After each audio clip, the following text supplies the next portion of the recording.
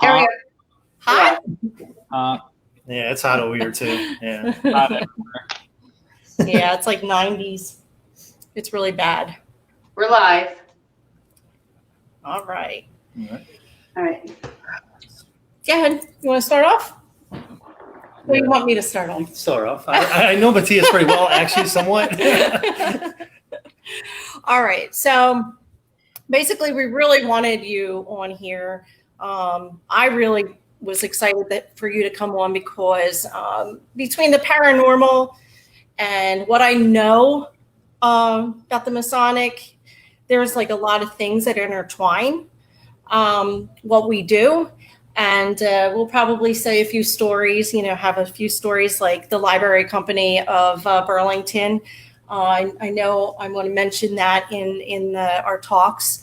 But anyway, I just want to know a little bit about you. Well, we want to know a little bit about you. I do know that a couple of people who are coming on maybe Freemasons too, like Mailcraft. So I think Rich Roselle Taryn is Mailcraft. Mm-hmm. I know Jim Jones is, but I doubt you'll see him. I haven't seen him in a while. And I think Sharon is also pretty well with a lot of theology and philosophy and stuff like that. So we might get a lot of questions, Matias. But go ahead. What about you? Where did you start? What about me? So I'm going to say, I think this is really cool. I know zip zero zilch about Masons. Like for me, I was telling Tony, I said, I always felt like Masons were like this like secrets. Like I was always like the first rule about being a Mason, you don't talk about Masons. The second rule about being a Mason, you don't talk about being a Mason.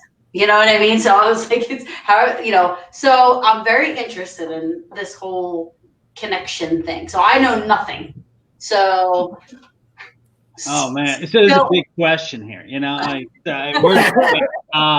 so Freemasonry is an institution that goes back so far in history that nobody knows where it really came from. There's a lot of historians that are kind of like, well, maybe it came from here, maybe it came from there. Some theories came from King Solomon's temple. Some people think it came from Egypt. Other people believe that it came out of the operative guilds of Europe. But really nobody knows. And when you really look at what Masons do, there's hints of it in all these different traditions throughout the world, from the Middle East, from Africa, from Europe, from Asia. So the origins are completely unknown. The organization as it stands today, the majority of organizations that are Masonic only let men in. The group that me and Tony belong to, we let women in. And we don't discriminate against skin color, sexual preference, orientation, things like that. So we represent a more liberal or progressive form of Masonry that's kind of adapted to the 21st century, if I could say that. Nevertheless, all the groups kind of, they work a ritual. So the basis is this ritual, and depending on which organization you're in, the importance of the ritual is a little different. So for the groups that are mostly men, it's more of like a club. You have a little ritual. It's something to bring the guys together. For Tony and I, it's a little different. There's some magic involved. It's something that's deeply spiritual, and there's a deep connection to. And we believe that there are unseen forces at work. And that, the movements and the words and the actions that we do have a profound effect on ourselves and the people around us, and even the world to some degree. So that's kind of that's a quick summary of Masonic work. The rituals are secret, not because if you see them, you're gonna like die, or be scared, or disappear. No, they're sacred. And when something's sacred, you don't just share those sacred things. We all have secrets in our lives, personal secrets, and we don't go around blabbing those things to people that we don't know. So it's more that it's sacred than it's a secret. We are not trying to take over the world, okay? Half the BS on YouTube is false nonsense, okay? We're not part of the Trilateral Commission. We're not part of the Bohemian Groove. Freemasonry is its own organization, and there may be some cross membership between people in our organization and those others, but most of the conspiracy theories are bogus. But so how do you become a Mason? Do you have to be like grandfathered in, like from a family member, or do you have to like just go through, a period of, I don't know, boot camp or something? Well, there's a little bit of boot camp. You don't need to know anybody. That's one of those things people believe, that you need to know a Mason to be a Mason. That's not true. But Masons don't proselyte. We don't send missionaries out. You're not invited. You need to knock on the door of the temple, so to say. And then there's kind of this boot camp phase, if you want to call it that, where you have to get to know the people, and you're sort of investigated a little bit to make sure that you're a person of good reputation and you're going to be a good fit. Gotcha. Okay. So, go ahead. Go ahead, Saturn. Bill said something. Is it tied into the Knights of Templar? Oh, both. This is my. I already gave them an answer, Matias. I already said. I want to hear your answer, Tony. See, that's fine. No, my answer is like I believe there were members of a Masonic Order lodge that were Knights Templar, because they apparently they when they escaped or trying to get away, they were hidden. They went all the way up north into Scotland, and our oldest lodge, male only. Is in Scotland. It's in Edinburgh, and I think there's a tie, but I don't know if we came from there. Well, I know one thing with with the Knights Templar, they were pretty much relic hunters, which ties into the Solomon, the temple. So is that correct? They were like trying to get. I don't know. Everyone, especially. Yeah. I might beep. I can't talk about it. I don't know. But yeah. I mean, that's a tough question as well. It's very tough. There's no way of knowing 100%. Like, I believe we have something to do with the Knights Templar. What that is, I don't know what it looks like. Many Masons think we are like the successors of the Templar. I'd like to think that's true. Is there a direct line? I don't think so. I think it's more that we picked up what had been destroyed by the Catholic Church and by Philip the Fair in France. So we're more of a custodian or a steward of what the Templars did. Okay. That's a safe answer. Yeah. I don't even know. It's funny because when we went to the Masonic Temple in Philadelphia, I mean, of course, all the rooms that they brought us in, I'm like, the Knights Templar room, and I'm running into the Knights Templar room. They had a Knights Templar room. You can answer that if you want, Matias. Well, the male craft masonry we have the Blue Lodge degrees, which is 1 through 3. And then there's opinion degrees afterwards. There's York Rites. It's of York, England, right? Is that the York Rites, right?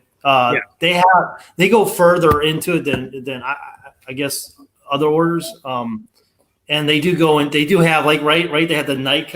What is it, Matias? They do go into the Knights Templar. They have a Knights Templar degree, yeah. Oh, okay. So that's why I would. Okay. Yeah. Other orders, not so much. Alrighty. Or maybe they do.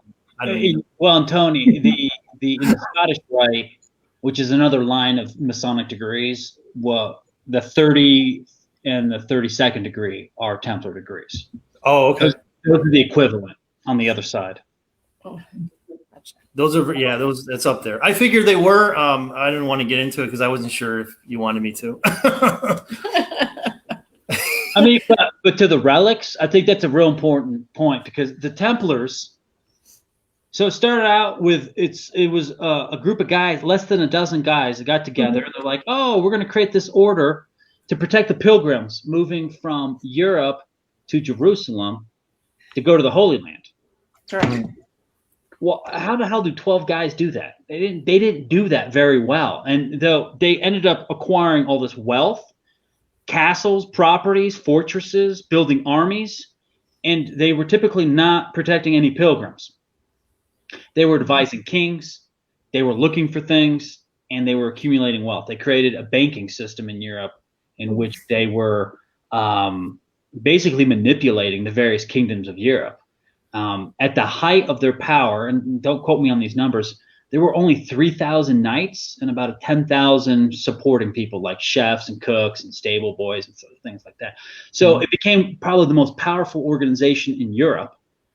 And their charter from the church allowed them to work outside the kings. They reported directly to the Pope. And there was only 3,000 of these knights, and they became so powerful. So, you know, it kind of came to the point, like, you don't need huge numbers in order to accomplish your work. You know, you don't need 1 million people. You don't need 1 billion soldiers. You just 3,000 very competent people, and they were able to manipulate Europe. And they lasted for, 200 years? And then they were, you know, a little less than 200 years, and then they were betrayed. Okay. And that betrayal is a big part for Freemasons. We remember the betrayal. Yeah. Let's not get because you mentioned the Grand Lodge of Pennsylvania. Yeah. So that's. I mean, we kind of we went in there. You mentioned Co-Masonry, and he was pretty decent. The guy who was talking to us, who was showing us around. Yeah. You know, but he also didn't know I was a member of an order that the state of Pennsylvania tried to destroy. No, that's a strong term. They tried to bury us. Yeah, but but it's okay. I mean, you don't hold a grudge as Masons. You're supposed to, go past that. You're not, in my opinion. I think it happened a long time ago. Yeah, it happened a long time ago, and we were victorious in the courts. Victorious for the most part. Yeah, we were. We had a strong leader. We had a very bold, strong activist leader. So Tony, as far well, hold on. I got a question for Tony. I don't know if we're going off subject, but you said we could talk about anything. Yeah. What do you think about the Albert Pike statue getting dropped last week? You know my feelings about that. I have no idea. That's why I'm asking. It's I disagree with it. I did visit it recently, just a year before the events that happened. Going on 2 years now. I went to the House of Temple, which is the southern jurisdiction. People that don't know, it's the Scottish, it's the Mailcraft Scottish Rite southern jurisdiction headquarters, right? And there's north jurisdiction, which is the Massachusetts, and there's the south, which is in D.C. Albert Pike was a big influence on Masonry. He gave up his Confederacy, his commissionship as an officer. I don't know. I didn't know the guy. I didn't read too much about it, but I heard he was disgusted. He was at conflict with it. Don't know to what degree. I do believe the man was just trying to change. I think he was a poet, an author, and I think he was conflicted. And he was a man born in an age of a lot of social ill and sociological issues that it was very complicated to him because he was he was really smart, and so he was conflicted. But yeah, he was a Confederate officer. But I know the statue was really put up by Masons. It wasn't. I don't think that. I think it wasn't isn't the only Confederate officer statue in D.C. That's correct. Yes, yeah. And but wasn't it commissioned or put up by the? Oh, here comes Terry. I think it was put up by the Scottish Rite, the Freemasons, right? They donated it to the city like 100 years ago. Okay. Yeah. Oh. Well, Albert Pike is over there with his ashes inside the House of Temple, so I'm sure. I don't know, man. I disagree with it. I don't like it, but yeah, I mean, everything right now is all about pulling statues down. So I'm not sure what happened, so I apologize. But as soon as we started talking about weird shit, stuff started it was like the eye in the sky is watching. Men in Black stuff started happening, and the guy got But you're back. That's all that's important, right? Exactly. I'm back. I apologize. All right. So, yeah, the Knights Templar. Yeah, I had a fascination. I have a fascination for the Knights Templar. There was one time I went to vend at a place in Mount Holly, New Jersey, and I saw a vendor. This was the Witch's Ball Taryn, and I went around specifically for this angel necklace, and so I go. Was with you.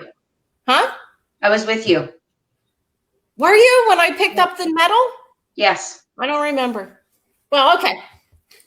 Well, yeah, I think I got really excited. I was so excited. So here I go. There's this woman talking about this medal that she had and she acquired, and the kids were like oohing and ahhing, and she's talking about this horse that was a unicorn. I'm like, unicorn? She said she thinks it's Knight Templar, but the horse is a unicorn. I'm like, damn it. I have to have this. I have to have this. So I wind up purchasing the medal, and I put it on Facebook. And of course, I got scrutinized because it should be in a man's hand. And speaking of, male craft. So I do have it right here. If you could see it, I don't know if you can see it, but it's not a unicorn. And in the back, I forget what it says, City Road in London. So yeah, that's the only thing that I have, Knights Templar.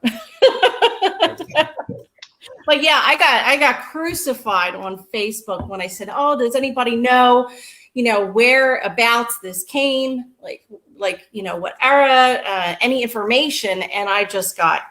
Yeah, but you didn't know, huh? You didn't know. Yeah, well. No. No, I knew what it was, but I didn't, it's supposed to be in man's hands. So here you go. But anyway, that's my Knights Templar little thing on that.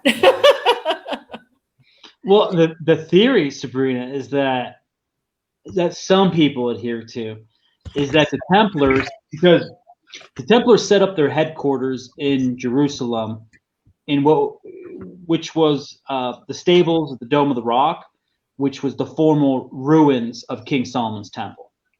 Yeah. And they specifically asked for that to be their headquarters after the crusade that retook the area. And it is said that they did it on purpose because they wanted to dig underground, and in so doing so, they were looking for something. What were they looking for? Well, some of the speculations that it was the Ark of the Covenant. Covenant, yeah. And that they maybe found it and then they took it back to Europe. Now it's hiding somewhere in Europe. Another theory is that the Ark of the Covenant is hiding somewhere in Ethiopia. Other theories that it's still there, hidden underground, because of the Arab Palestinian, / Arab Palestinian Israeli conflict. No one's really allowed to do any excavation under the building, so they say it's still there. Yeah.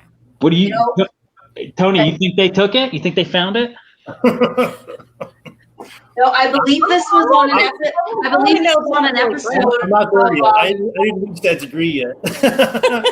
I'm not behind the chamber of King Solomon yet. I think this was on an episode of Unexplained. Mm-hmm. What? It's on Oak Island. Kevin, it's on Oak Island. It is? Yeah. No, it's not. It's not in Canada. Well, you never know. You said that. What is it? Oh, no, I have one. Yeah. What's that, Oak Island? Isn't it? Yeah. Oh, there she goes. Yeah. She's getting a book. Yeah. Oh, that show's pretty awesome. I learned so much watching that show. Not Oak Island. Not Oak Island. This is Oak Island. That's the lost treasure. Yeah, there you go. Yeah, this is their Covenant, Yeah, and then you got the Holy Grail. I don't know.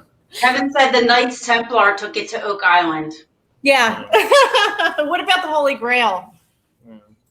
The best they found right now. Are they still finding pennies? Or for all the money that they excavate, the cost of excavations, and then they find, I got the silver coin, or and it's like $1 million for excavation equipment. Is that the place where like 5 people died or something? Like they were going in, like has all the tunnels? Is that? I'm not sure. No, I think some people have been hurt trying to dig down there. Yeah. Probably. Yes, I wouldn't doubt it. people have died. Yes, I watched that show for 4 seasons. Yes. Are they building like robots that were hundreds of thousands of dollars to try to get down there? And yeah, it's insane. I don't think It's basically. I don't think it's there. I think it's construction porn, is what it is. Exactly. It's very masculine. And no, it's a term. She said construction porn, like PORN. Yes. All right, now Somebody said I possibly was a man in a past life, and honestly, that's where I think a lot of when I was younger, watching like Excalibur and everything that had to do with the medieval times and the Gothic cathedrals and churches and everything. I do believe at some point I was in that past life. That's why I'm probably so drawn to it. So that's from Gretchen. Do we have any other questions in there? No. Kevin said that he thinks 7 people have died looking. This is back to Oak Island. Yeah. Oh, that's back to Oak Island. Yeah. Yeah. So the Masons are like all that, like they're very, I guess, spiritual, and believe in stuff like that. Like the paranormal? Yeah, Sure. Why not? With the Templars? Oh, they were very much with the paranormal. No, just in general. I think she's talking about Freemasonry. I think we're flipping back to All right. Okay, we're done with the Templars. Yeah. Like what? Like as far as I think it's metaphysical. With symbolism and different things that you use. But as far as what we're talking about, have you had any paranormal experiences? Whether we would say paranormal experience in our field, it would be probably more of a spiritual level in so would it be more like telekinesis or like being able to travel when you're sleeping, energy type thing? Traveling. You guys want to dive right into astral travel? Okay. I've barely known you guys except for Tony. We could go there. That would be really cool. So I think I can only talk for myself because there's in Masonry, there's no dogma. So I can't say, well, Masonry believes this or Masonry says this. But I would say it's a general belief, at least among co-Masons to some degree, that there are 2 worlds. There's a visible world and there's the invisible world. Mm-hmm. And so our rituals is the veil. The ceremonies are a veil from one to the other, and you can lift that veil. And when you lift that veil, you can see things or experience things that you would not otherwise in your ordinary day-to-day life, going to work, cleaning, sleeping, watching television.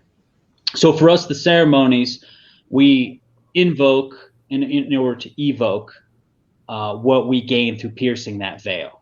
So I think, I like, it's a spiritual experience or a paranormal experience. I think they're very, very similar words, but yes, the idea is that I think many co-Masons have experiences in their Masonic lodges, piercing that veil during that ritual. It doesn't happen all the time, but there's these moments of clarity where it's something special takes place.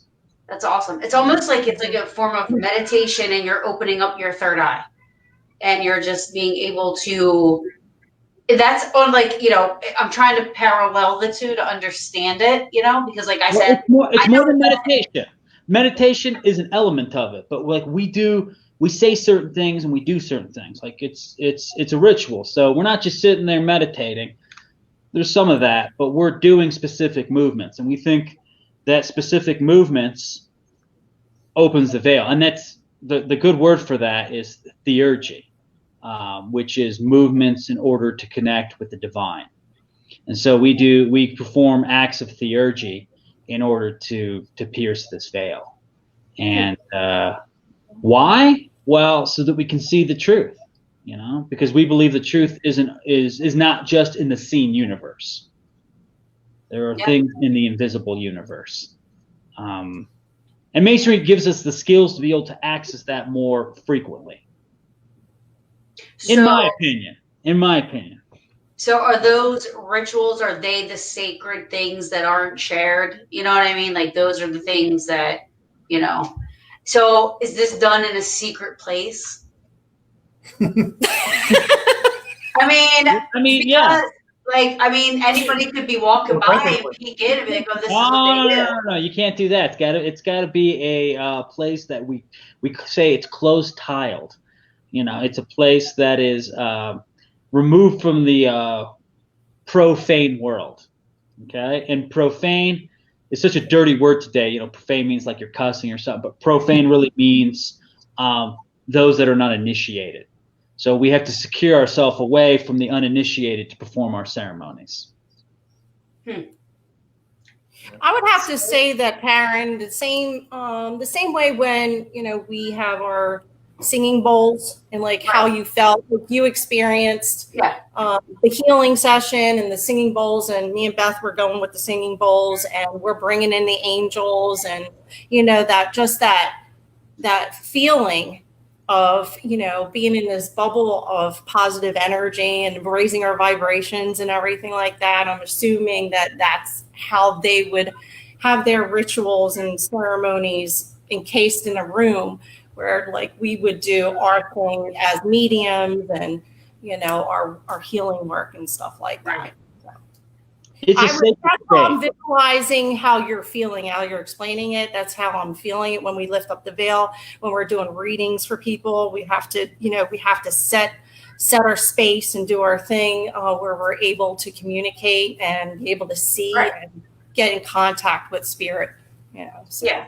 Well, that's that's how I was thinking about it. Like the opening of the veil or lifting of the veil is like opening up your third eye. The whole, when you're meditating, you can do that in so many different ways. I mean, sometimes you can meditate it just by listening to music. You know what I mean? But you know, it's like you're getting your head to a certain level where you open up. You know. So would you say that Masonry is more religious or spiritual or both, or? It's all the above. I mean, Masonry is something that's really unique unto itself, but it is religious without being a religion. It's philosophical without being a philosophy. It's scientific without being a science. It's an amalgamation of a lot of different things. So like we do meditate, and you know, strangely enough, we do use singing bowls as well. So there's a lot of little things that have been passed down through our tradition, but it's very unique because Masonry it's very disciplined. A lot of the other traditions, it's a lot of people singing, it's a lot of movement or dances. This is kind of more of a militaristic ritual, where there are very precise movements, very precise words, and everybody has to be very concentrated, very focused. There's no cell phones, there's no hanging out, there's no just chit-chat with people. It's a very controlled environment. Yeah. And the more controlled it is, the better the effect. Yeah.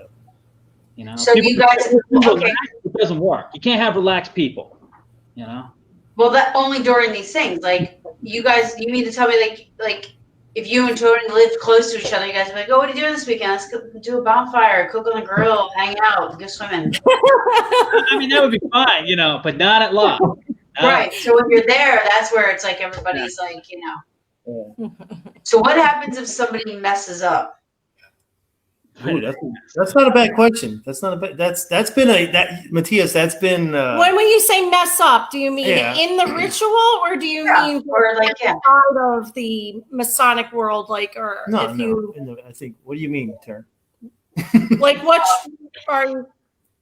I mean, I guess both. Now you guys throw them both out there. I am touring, and then what it like representing, I guess, or out there, and because you said they have to fit a certain criteria. They have to like make sure they fit in. You have to do background checks. You guys have to make sure. So what happens if somebody does something that they're not supposed to? Well, whether during your little secret stuff or like out in the public. And I don't mean any disrespect. I just don't know the actual, lingo or words or anything like that. Disrespectful, don't worry. It's two different things, first of all. So the reason we're very selective of who comes in. So imagine your family, your parents, your siblings, whatever. You don't just let anybody come live with your family. You're not going to let a bunch of strangers just come in off the streets, take some bedrooms, and live with you guys. You don't do that. So a Masonic lodge is like a Masonic family, and each lodge is its own family. So you have to be careful who you let into your family, because if you let the wrong people in, it can mess up your family. Sure. On a very practical level and on an energetic level as well. So you can't, there's a certain harmony to each family. So you let in the wrong person, you destroy that harmony. So you have to be careful. Now, there aren't any strict rules to it. It's just the whole group has to be accepting of the new person, so that it's a good fit. Now, let's say you accept somebody and you find out that they're from mercenary motives. Okay. But then they get removed. So but now they know your secrets. And that's okay. That's their karma, frankly. So it's like, this idea that Masons kill people to give up the secrets. That's BS. You can go on the Google, you can find all of them and read them. So the secret is not the ritual. The secret is the experience. You can't communicate that. Well, now that you said that, Taryn, let's go into the Illuminati. So it's really about a guy who became a Mason, raised to the third degree. He never made it to the full membership of Freemasonry. What's that noise coming from? What? What's that noise coming from? I don't hear anything. Okay. So you want to talk about the Illuminati. Matias, what do you, I told her about Adam. I told her how far it went and how much it really isn't. Yeah, it's not even a speck right now. If it does exist, it's very underground. So it does. I doubt it does not exist. All these people bullshitting out there that if you get some money and you get a cool Illuminati necklace, it's bullshit. Okay, don't get fooled by the Illuminati scams out there. I don't even know about that. I just heard that. You know Illuminati over here? I mean, come on. The Mexico, Taryn. it was short-lived. The guy was prosecuted. I mean, I don't know if you want to go into it to please Taryn's thoughts on it or anything like that. Thoughts. I was just curious because I had heard that there was a connection there somewhere, so that's why I was. Well, yeah, because there was the guy who founded it was a Freemason. What do you Matias? He became only first degree and then he bailed out, and then I think he was a third degree, but he didn't get too high. I think so. I don't remember. So Adam Weishaupt was he thought he's like, oh, Masonry's cool, but they're too weak. We need to start toppling governments, and we need to start rewriting the entire world and get rid of all the religions, essentially. And so he created this group that, I don't know, 10 or 15 years later, I mean, he was arrested. Like the whole thing came down. But he wanted to basically infiltrate every government and topple all the monarchies and create this utopia of science and philosophy. Yeah, it's not a bad idea, but I mean, no, he was so the whole time you're like talking about this, right? I'm going to say the two shows that came in my mind off the cuff was The Walking Dead and The Following. Because to somebody like me, it almost sounds, again, not being disrespectful, but it was just for lack of better description or whatever, kind of culty, right? So it's like, and I don't think it's a cult. I'm not using that word, but like, Christians think we're a cult for sure. Evangelicals, like, oh, Masons are a cult. Yeah. No, it's okay to say. No, I mean, that's the stigma that it has. The same thing with, paranormal and our story. But I would see how Christians would think, right? Because you said that it kind of broke away from the Catholic Church, right? There was something in the beginning. Well, the Templars were under the Catholic Church, but then the Pope betrayed the Templars and had them arrested. Yeah. Okay. Yeah. So I guess like maybe that's where I see that from. Okay. Got it. So as far as getting into symbolism, because we're really into symbolism. That's an hour discussion. Well, let's finish up on the call. I think the call. Yeah. Let's go. Let's get the call here. That's big. That's a big one. That's okay. Well, it all ties, like I said, with the paranormal and what we do, and it all intertwines in some way. Oh, big time. Go ahead, Mati. So, no disrespect to the Catholic Church or any church, but I would make the point that the churches are far more of a cult than Masonry ever can be. All right, I brought up a list here. So the first thing about a cult is you need to have a charismatic leader that you follow without exception. Okay, well, what's the Pope? Okay, what's the Pope? Mm-hmm. The Pope is your leader, no matter what he says. Right? You look at Mormonism; they got the prophet. He's a charismatic leader. He's talking to God. We're not talking to God. He's talking to God. So in Masonry, we don't have that type of leader. There's a leadership, but there isn't a person that speaks to God directly. So in that case, Christianity is far more cultish than Masonry. Now, the second point here, indoctrination. Here's number 2, indoctrination. Okay, so you go to a church, they're like, this is the truth and everything else is wrong, right? You got to believe in God, you got to believe in Jesus, you got to believe this, that, whatever. Original sin, contraceptives are bad if you're Catholic, etc. Masonry says you're an adult, you determine what's good for you. So Masonry doesn't have any rules. It tells you to be a good person, but it doesn't tell you what to believe in. Every person has to believe what they think, because we kind of see Masonry as religion for adults. You don't need someone telling you what to believe. So right there, again, Christianity, far more cultish. Okay, third, economic, sexual, and other types of exploitation are necessary to be a cult. Well, if we look at the history of Christianity, it's a long line of exploitation of African Americans, exploitation of indigenous people in this country, exploitation. Well, we look at the Catholic Church, look at the exploitation of nuns and the little boys that the priests have. So right there, can we look at Masonic examples of economic and sexual exploitation? I don't know of any. And if they are, they're minor little cases. So out of these 3 points, who's a bigger cult, the Catholic Church or Masonry?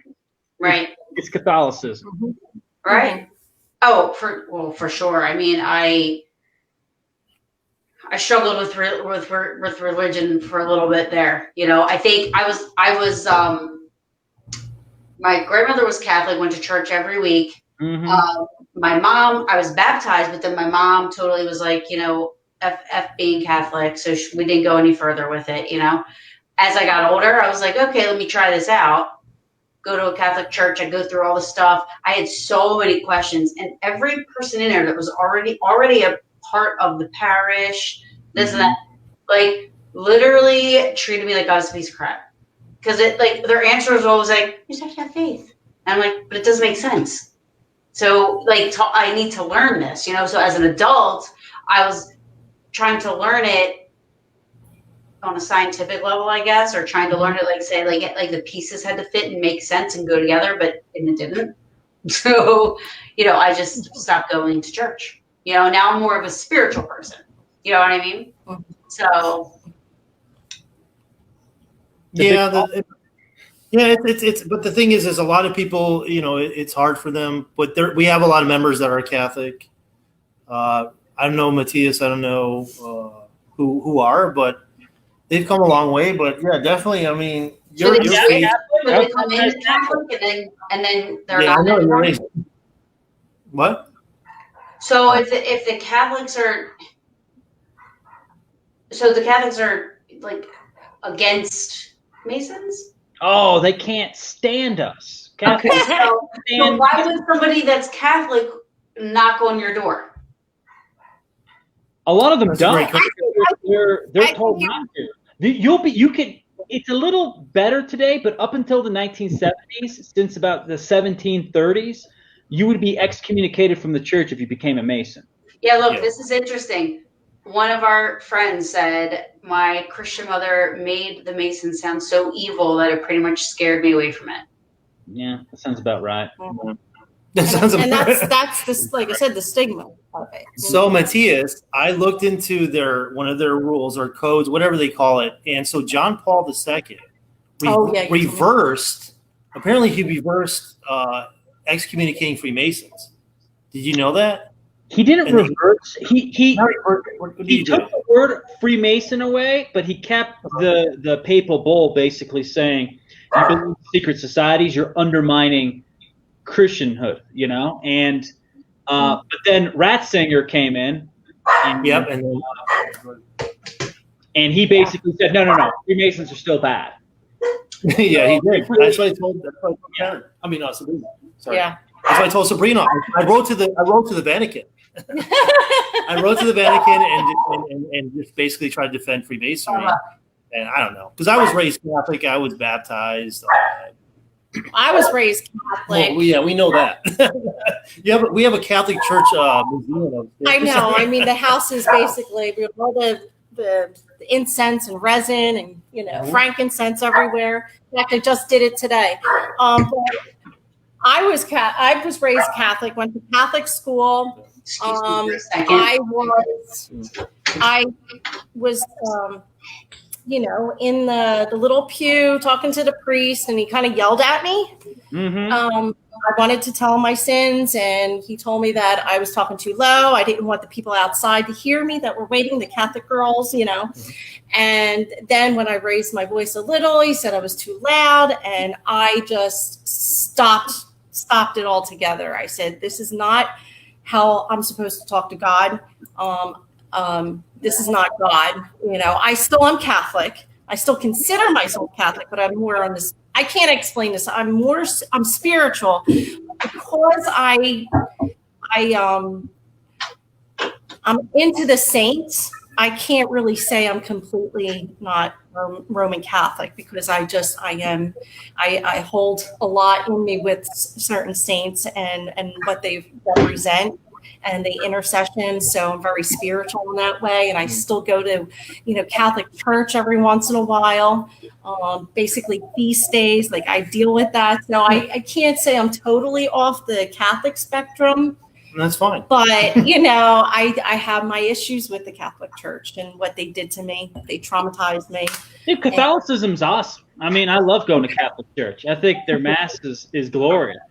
But as a the Vatican, and I think they're a little misled. Here, I looked up.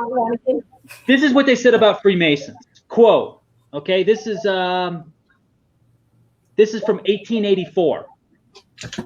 This is Pope Leo the 12th. Okay, he said this is what was written. Quote: Then come there the Freemasons' doctrines of politics, in which the naturalists lay down that all men have the same rights and are in every respect equal and of like condition, that each one is naturally free and no one has the right to command another. That is an act of violence to require men to obey any authority other than that which is obtained from themselves. But the naturalists and the Freemasons, having no faith in those things which we have learned by the revelation of God, deny that our first parents sinned and consequently think that free will is not at all weakened and inclined to evil. On the contrary, exaggerating rather the power and the excellence of nature and placing therein alone the principles in the rule of justice. They're basically condemning us because we say men are equal. They're condemning us because we believe in the rule of justice and not in the revelation of the church. So they're a bit outdated. They're a bit outdated. Yeah, I know. Just a little. I know who it is. You kind of look like Eric Bana. Oh, yep. Oh man, I'll take that as a compliment. Thank you. I'm telling you, I said it wasn't a bad thing, right? Do you see it? Yeah. The guy who played Hulk, the Hulk, right? He played Hulk. Yeah. He was in the new Star Trek movie. He was in he was in Troy with my Brad. Oh shoot, he was. That's a great movie. But that was when. Yeah, that's an amazing movie. I probably saw it. Troy? Oh, Troy's awesome. Yeah. Yeah, I love that movie. So I feel like I was going to ask you another question too about that. Oh my God! Like going back to. All right, keep going. Whatever you guys are saying. Hold on, my brain goes like 1,000 miles a minute. So. So go ahead. Whatever you guys are saying, I'll think of it. No. I'm pretty much done with the Templars. Yeah, we're done with the Templars. And the cults. Yeah, the cults. That's a big one that we still get. We still you know, and people mix up the word cult and occult, right? OCC. Oh, yeah. And CLT. We that's their biggest thing right off the bat. They just right away. If you hear a lot of people, they're a cult. You're a cult. But when you enter Freemasonry, you enter your own free will and accord. I can walk away right now if I wanted to. Of course, there's certain things for me to end my membership on good standing. I have to meet that so that if I want to return. Is it a John Wick outage? I hope not. I've heard some drama stories, but I'm not going to talk about it. I heard some people were more, we had pain in the butt. We had investigated a little Masonic area of the library company of Burlington, which Taryn, of course, you know what that's about. We used to hold our meetings up there. I don't know. You probably saw pictures, Matias. Did you ever show him the pictures? Yes, we talked about it for the MPS formal setting. Yeah, for the MPS. Yeah. So the library company of Burlington upstairs. If you go upstairs, they had a meeting. You know, Masonic meetings where you would go through the door and you would have the two doors. You would have the little, sliding to the peephole, and then you would go through, and then there's a left wing that is kind of blocked off, and then it goes around, and you go into the room, and you have the pillars, a couple of pillars. But talk about energy, like when you have the rituals, you do the rituals, that still sits there in that room today, because of all the energy that has been over time. And it's like a beacon of paranormal in this library. We get like the most amazing results when we investigate that library. I mean, right, Taryn? It's like one of our apparition pictures. Yeah. Sure. Yeah, but upstairs on that third floor, I mean, we even had a Masonic book that was given by Mike Zahn. Remember Mike Zahn brought that book, that German book? So we placed it into we have like the little museum, little Masonic stuff encased. And we were doing an event, and we're downstairs and we're talking about the equipment, like ghost hunting equipment. There's people roaming, and upstairs in the Masonic, they were doing like mock investigations. Well, here you go. This ovulist who spews out words was talking in German. And it's impossible. It's not set up for the ovulus, which is this device, to talk in German. It was actually talking about the book upstairs. So just to let you know how strong the energy is. We also did an investigation where a Freemason was in a group, and he came into the library, and we were ready to go upstairs to do an investigation. And a couple of books, Freemason books, came jumping out of the library onto the floor right where he was. When we went upstairs, now this gets kind of bad. Of course, our director wanted to provoke, which he doesn't usually provoke. And because it's a male craft setting in this room, he used a female to start like a mock ritual. So it didn't go over very well. No, especially, and it was something he shouldn't have done. No. Especially, I didn't go over the EVPs, like the recorder, to see if anything, but, needless to say that the energy shifted in there. It wasn't inviting, because when you go up in that room, women, you could feel it's not inviting to women, more so than men. So it's a shame we can't get in there and investigate again, so you could see the difference. But yeah, there was a woman, because we still have like some pieces of furniture in there that are from that era, and like Kim Pesek was sitting and kneeling on the floor where the little, what do you call that? Yeah, it wasn't good. It was not good. So that's kind of my little tidbit on investigating in a Masonic area. and Matias, that's very interesting, right? Like women are not allowed, but it's interesting you guys felt that way as women. Yeah. It was actually a form of provoking, and I was pretty shocked that the Mailcraft Freemason was actually provoking in this situation, because he's just like, I don't know why he did it, but unfortunately he did. Is he a Mailcraft? Yeah, he is Mailcraft, which was weird. I'm like, oh no, I'm out of here. I'm just done. Who are you talking about? The director? Are you talking about the director? Oh, our director from, Yeah, I doubt he was what he said he was. We were with, I'm not going to say it because people will know who he is if I announce his name. I already know. He was a male. No. The guy who was with us, the guy who was, so he was there, and he provoked and started like kind of doing a little bit of the ritual work, words, things that he would have had to say. And needless to say, we didn't. No, he broke. We didn't feel good after that. We didn't feel good. We were hit pretty hard with that investigation. But we don't do that. We don't spew. We don't talk ritual. That's probably why whenever the spirit was pissed off. Yeah. Like, shut up, dude. There are remnants. It is kind of, I think, how old the library is, and you had that spiritual work, and there and the area that it was in, it is really like a vortex of energy, and so you do have that energy still sitting there from when the rituals are done. Yeah, we the stuff we do, Matias, a lot of people are not familiar with, but a lot of people in their heart probably are familiar with, but. If you ever come down, it's more than. If you're ever in Jersey, I'll take you to this little. I would like that. Yeah. So when we talk about the paranormal, we talk about like a lot of when I talk to people, and when I came into the paranormal, I was already spiritual because I was like into the Catholic Church. I was baptized, and so I was already spiritual. I was already something more than human, divine beings, whatever you want to call them.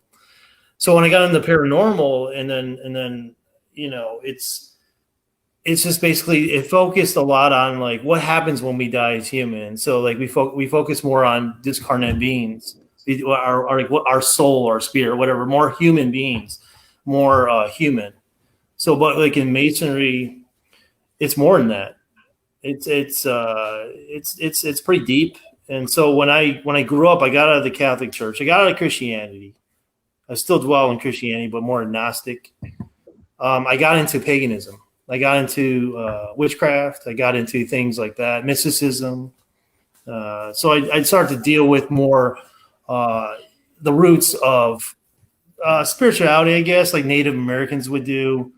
So I had an understanding of that. And so you start to come across, something outside of the human spectrum, entities. And that could be anything, really. Anything that's really not human. So not human? Not human. Wait a minute. Anyways, rephrase that. but so as Masons, we know this because a lot of the Masons that I associate with are very knowledgeable in the universe and the unknown, the mysteries. That's the whole point. And they don't disregard that, even if they might be the most atheistic, or you're not really supposed to be atheist, but they might be like skeptical. They might be scientists. But they don't have the proof or evidence to prove that, to prove me wrong if I say well. And so because of that, there's certain positions in the Masonic ritual or like our lodge that we have to protect ourselves because you never know what's out there. And therefore, when we start doing our ritual work, things start to build up.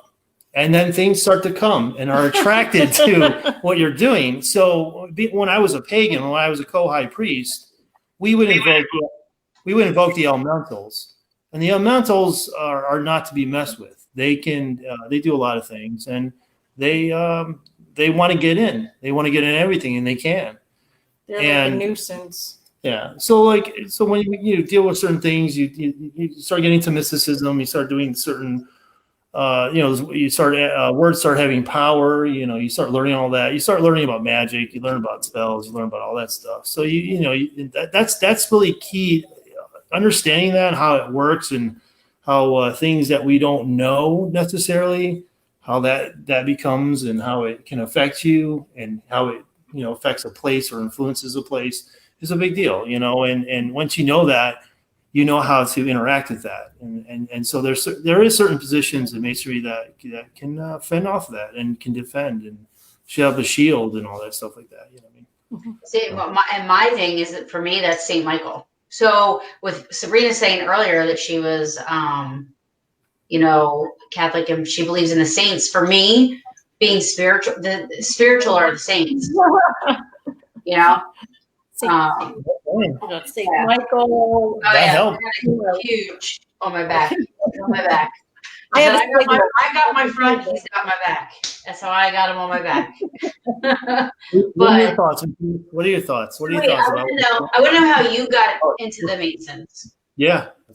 My parents were Co-Masons, so it's. So you were grandfathered in? No, they never invited me or anything. One day I was 21. I was actually sitting in a Mormon church with my wife's family, and I'm like, man, there's got to be something better than this. And I was like, oh, maybe I'll just become a Mason like my parents. They'd never bothered me. They never told me to join or anything. And I just joined. Yeah. That's cool. But to your point, Tony, I think, there's something I heard once from a Mason, which is the more light you create, the more the darkness wants to get that light.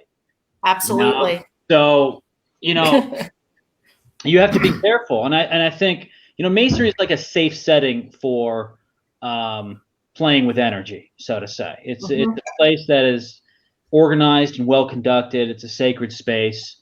And, one of the problems with the 21st century is, everybody gets on the internet, people read stuff, but really there's not a lot of people training other people exactly how to do things. So Masonry is a long tradition of teaching people how to create the sacred space by which to do the ritual, by which to break down the veil. And I think your experience, Sabrina, that you brought up was really interesting, because we have a writer from a long time ago. It's a Co-Mason. His name's Charles Leadbeater. Some people really like him. Some people really don't like him. But even the people that don't like him would still say that he was at least an accidental mystic. That he had powers of clairvoyancy. He was able to predict and see things. Even if you didn't like the guy, you can't completely take away the things that he wrote down or saw. His opinion was, and I tend to agree with him, that existence is separated into 7 levels. There are 7 planes of existence, and what we are looking at each other right now is this physical plane, right? Yeah. But concurrently, right here in the same space that we're inhibiting, there are 6 other planes. There's the astral plane, there's the thought plane, etc., etc.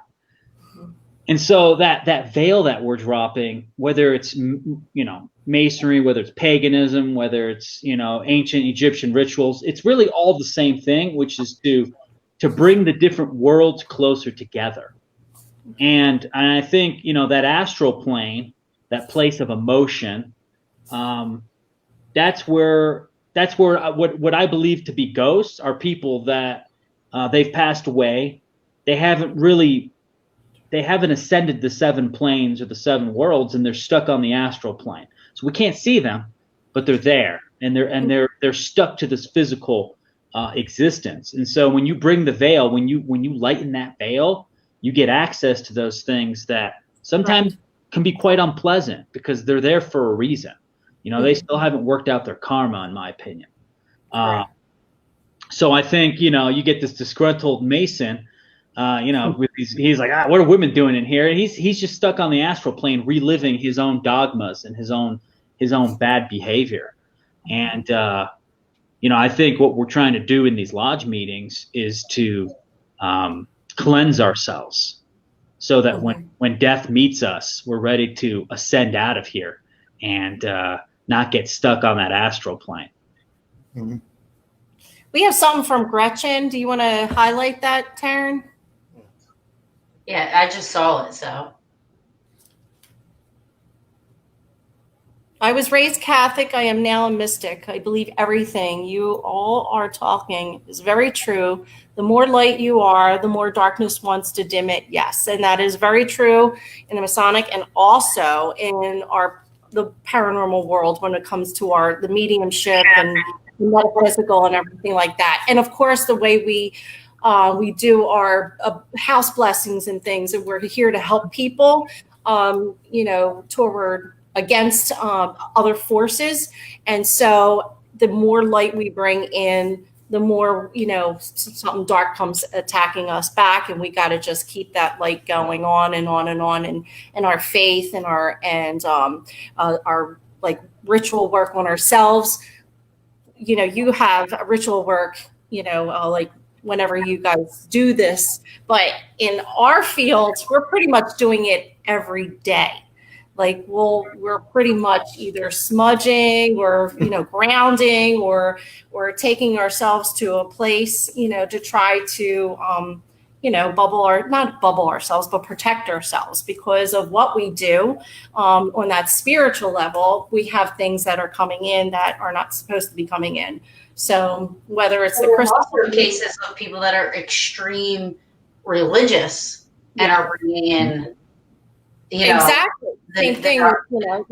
People think that priests, it's sacred ground. They're in a concentrated building and everything. That is not true. Darkness could still get into a church. That's why Saint Michael's up there watching over the priests as they're doing the communion and everything. There's things that happen that they have to be protected, even in a church too. So the more light, yes, you're going into a church and you're bringing your sludge, your mud.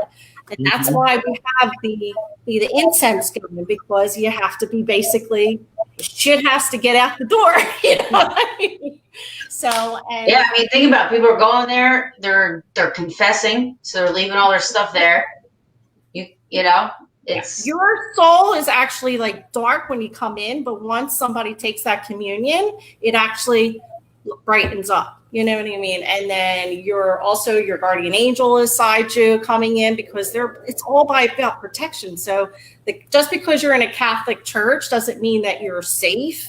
It's probably, the most spiritual warfare place to be. Look at what I have, Matias. I have the. Oh yeah. I think it depends on the person though too. I didn't show them. Can we go through the symbolism yet? Oh, well, that's an hour discussion. Hey, I got a question.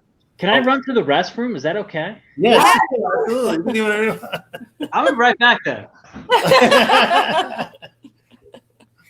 He's up for one again. Huh? He's what? He has to come on. Who's walking in the background? Again. What? Okay. Somebody's in the background. I know who that is. I think that's Axel. There's a brother, Axel. Somebody's walking in the back. You see him in the back? Oh, I think that's Axel. If there's any questions, people, please ask him. He's a co-mason that is universal, where women and men are joined together in a masonry, Freemasonry versus the male craft, which is different. It's only males could be involved in the craft, where he is involved, where it's united together. Well, let's ask him that question when he comes back. Let's have him give us the little history lesson really quick. Yeah, I want to know about him too. Like, I want to know his wife. Oh no, absolutely. Absolutely. Because I can answer history questions. It's not that. It's just I don't know. I think it's important that we do need to know, like, how far. He's a very good person to have. That's what I said. I said he has to come on again. Once we go on the warehouse, I would like to have him on again. Or maybe we could. Yeah, or maybe we could have like a specific a specific you know, like I'm saying, symbolism or something in the Masonic, like the symbols. Like maybe we could have an educational separate educational program in, you know, Mason, you know, work too, like different levels and, you know, all different things, because there's YouTube. I've been watching some YouTube, and actually he's in it. Like a lot of these episodes that. Who's on it? Huh? Who's in it? You know, Matias. So he has like some YouTubes and that are yeah, tutorials of different things that are educational. And of course, like, you know, the MPS, you know, anybody could join the MPS, right? Yes, anybody can come on the Masonic Philosophical Society, and I don't know if we can maybe ask him about that, and he give us dates, times, what that's all about for sure. Yeah. With symbolism, like we can't necessarily go into like in terms of our degree and what the symbolism is, like in terms no, of I'm talking about like the numerical, like, you know, when it comes to, you know, every day I'm seeing like 333 or 1111, or like what is their connection with, you know, how you see things as far as how. I have a question. Go ahead. So, Matias. Yes, sir. What's your favorite symbolic number, and what it means to you? Or I mean, you know what I mean. That's probably badly stated. You know what I mean. Yeah. I mean, I like 3 just because, like, I was obsessed with the Egyptians. 333. Right, I've been to 3. I love the Triad, Jesus, the Holy Trinity. You know, you name it. 3 is like big time, and I mean the Masonry, 3 degrees. So, I don't know. Anyways, Matias, you're the floor. Take it away. I don't know if you have a favorite. I mean, I like them all, but I like. They all represent something different. I think 7 is to me is the most important number. Perfect. It's funny. I see 717. 717. I always take a double take at 1010. 717. 1010 comes up a lot, though. I think for a lot of people. 717, 333, of course, 1111 always, or 111. 444 is a big one too, but 333 is the biggest. I think that's in the book I wrote too, Taryn. I think the that message that came through was in the book, but yeah, and that's a big deal because you start putting the numbers together, you start putting, like, you know, geometric shapes together. And you start getting higher and higher, and you're like building up, and there's more meaning to it. And there's more esoteric knowledge behind the symbolism. Masons, in my opinion, especially my brothers in this order, are like, symbolism is we're almost. I can sit there and like talk to somebody about symbolism. It's a fluent language. Yeah, I can sit there. I can look at something, or somebody can just write a number down, and it's like we're speaking a language.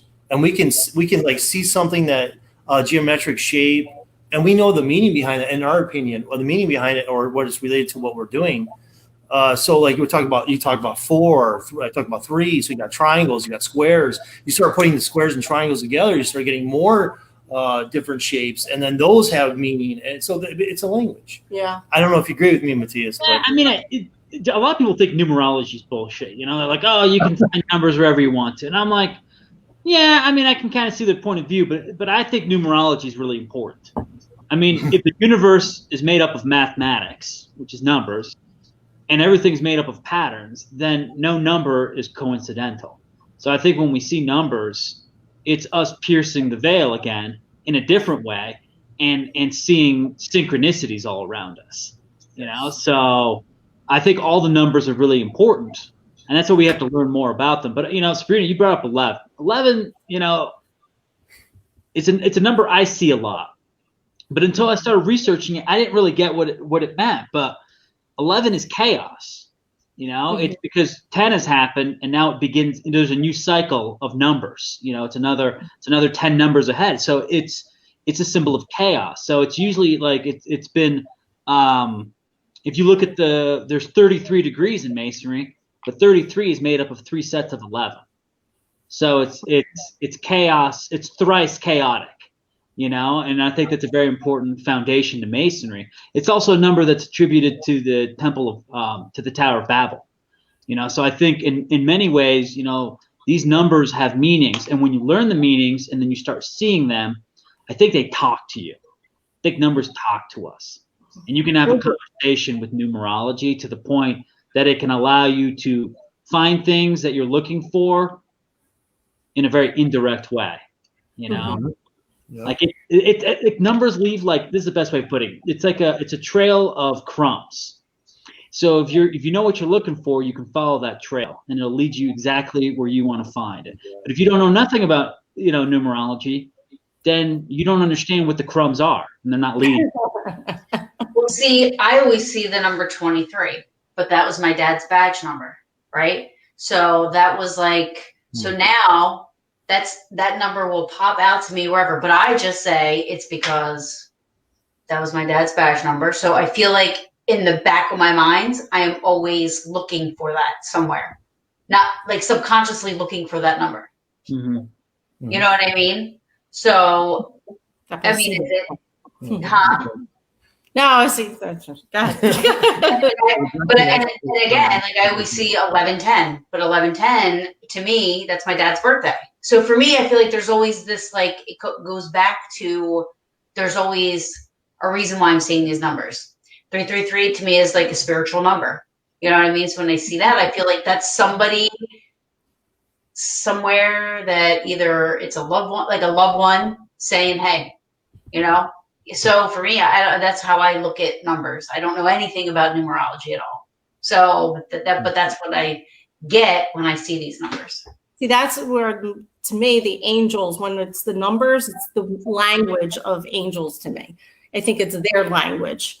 I don't usually associate it anything really else but angels for some reason. Yeah. I always connect the numbers to angels. That's my theory. I'm sticking to it. Because I didn't know that numbers have that type of a. What did you say? You said something very interesting about 11. I think. Like chaos. Yes, chaos. Chaos. Yeah. So what do you call that? Is that a description, or is that what is that? Like, so you're saying like 1, it would be if you see 1 all the time, what is that? 2, if you see 2s all the time, what is that? I mean, I think you have to make your own relationship with the numbers. But I mean, if you study numerology and what other people say, right. You know, one is the singularity. It's the unity. It's the one. You know, it encompasses all numbers. 2 is duality. You know, it's spirit and matter, feminine, masculine, up, down, left, right. It's all opposites. 3 is Trinity. You know, it's what creates. It's thesis, antithesis, and synthesis. You know, it's how things are. You know, you have a mother, you have a father, and you create a child. 4 is a square. It's matter. It's earth. It's what you can see, touch, and feel. You know, how high up does it go? Does it go to infinity? Oh man, it does. It does. Does it? I mean, the first 10, 1 through 10 are the main numbers. Right. After that, you know, 72. 72, according to the ancient Jews or to the Hebrews, there are 72 names of God.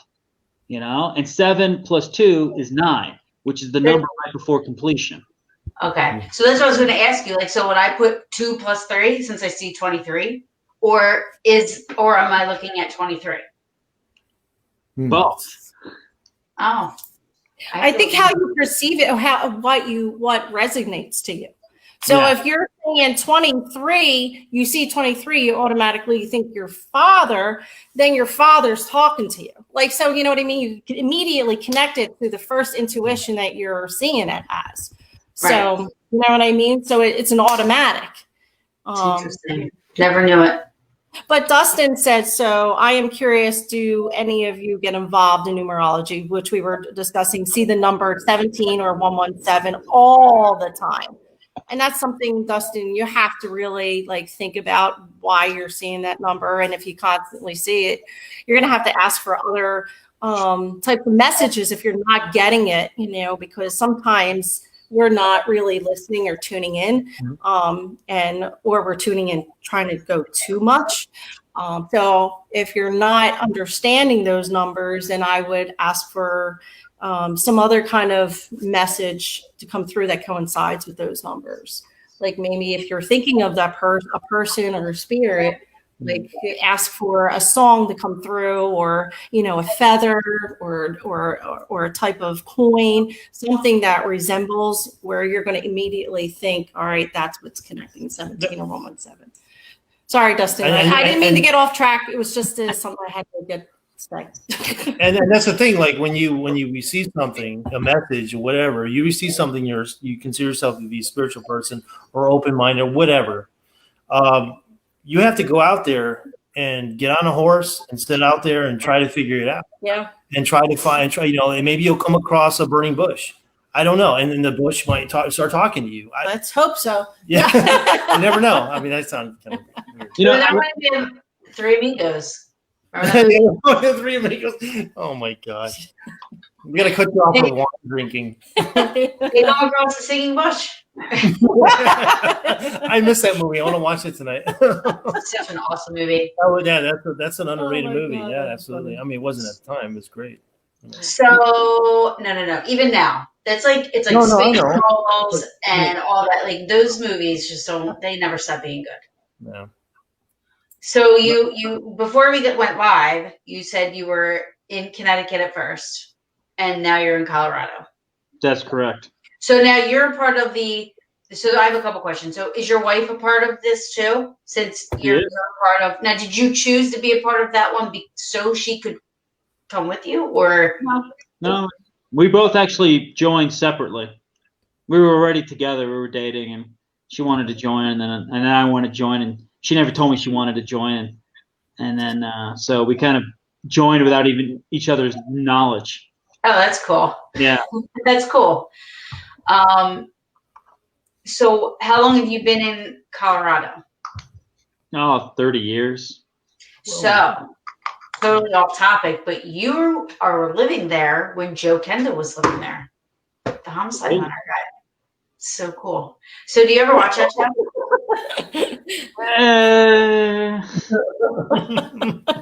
Don't book you. I'm such a huge fan of his, and I'm like, so my boyfriend, when he was stationed, he was in Colorado for a little bit while I was in the military, and I was like, oh my God, I'm like, you were there when Joe Kenda was there. I'm like, do you know any of the places he was at? Do you remember any of these stories? Like, I'm like obsessed. I love it. But Colorado also has the Stanley Hotel. I don't know how far you are from there either, but An hour and a half, 2 hours. It's not far away. have you It's 2 been there? hours. Right? It was 2 hours. Yeah. Yeah, I've never been there either. I should probably go at some point. You should so go. Well, you know how it is. When you live in a place, you never visit anything around you. You travel somewhere else to look at stuff. That's true. No, that's 100% true.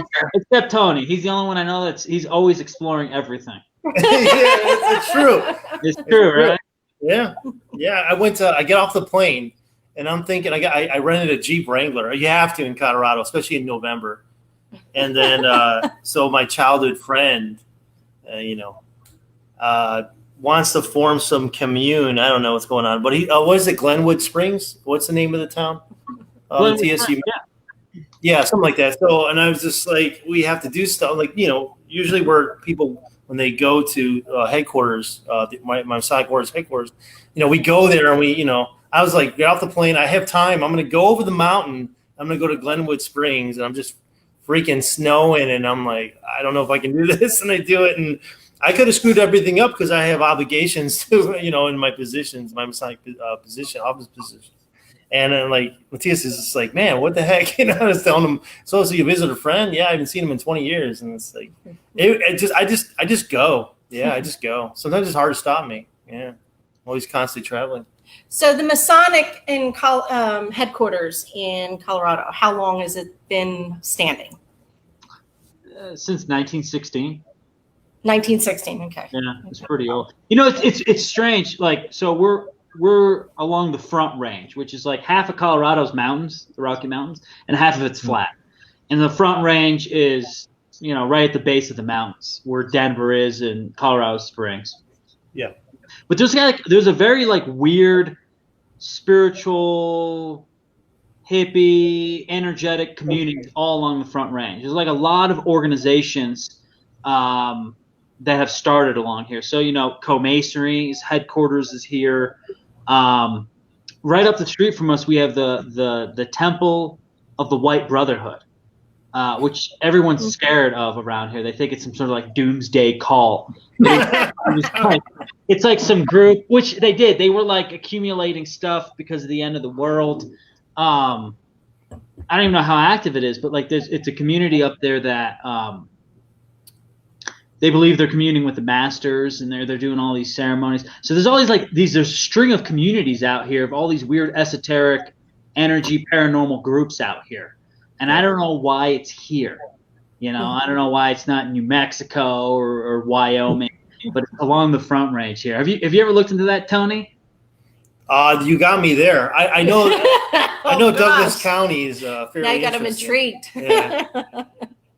So I know Douglas County hosts or is residents to a lot of well-off people, celebrities, athletes.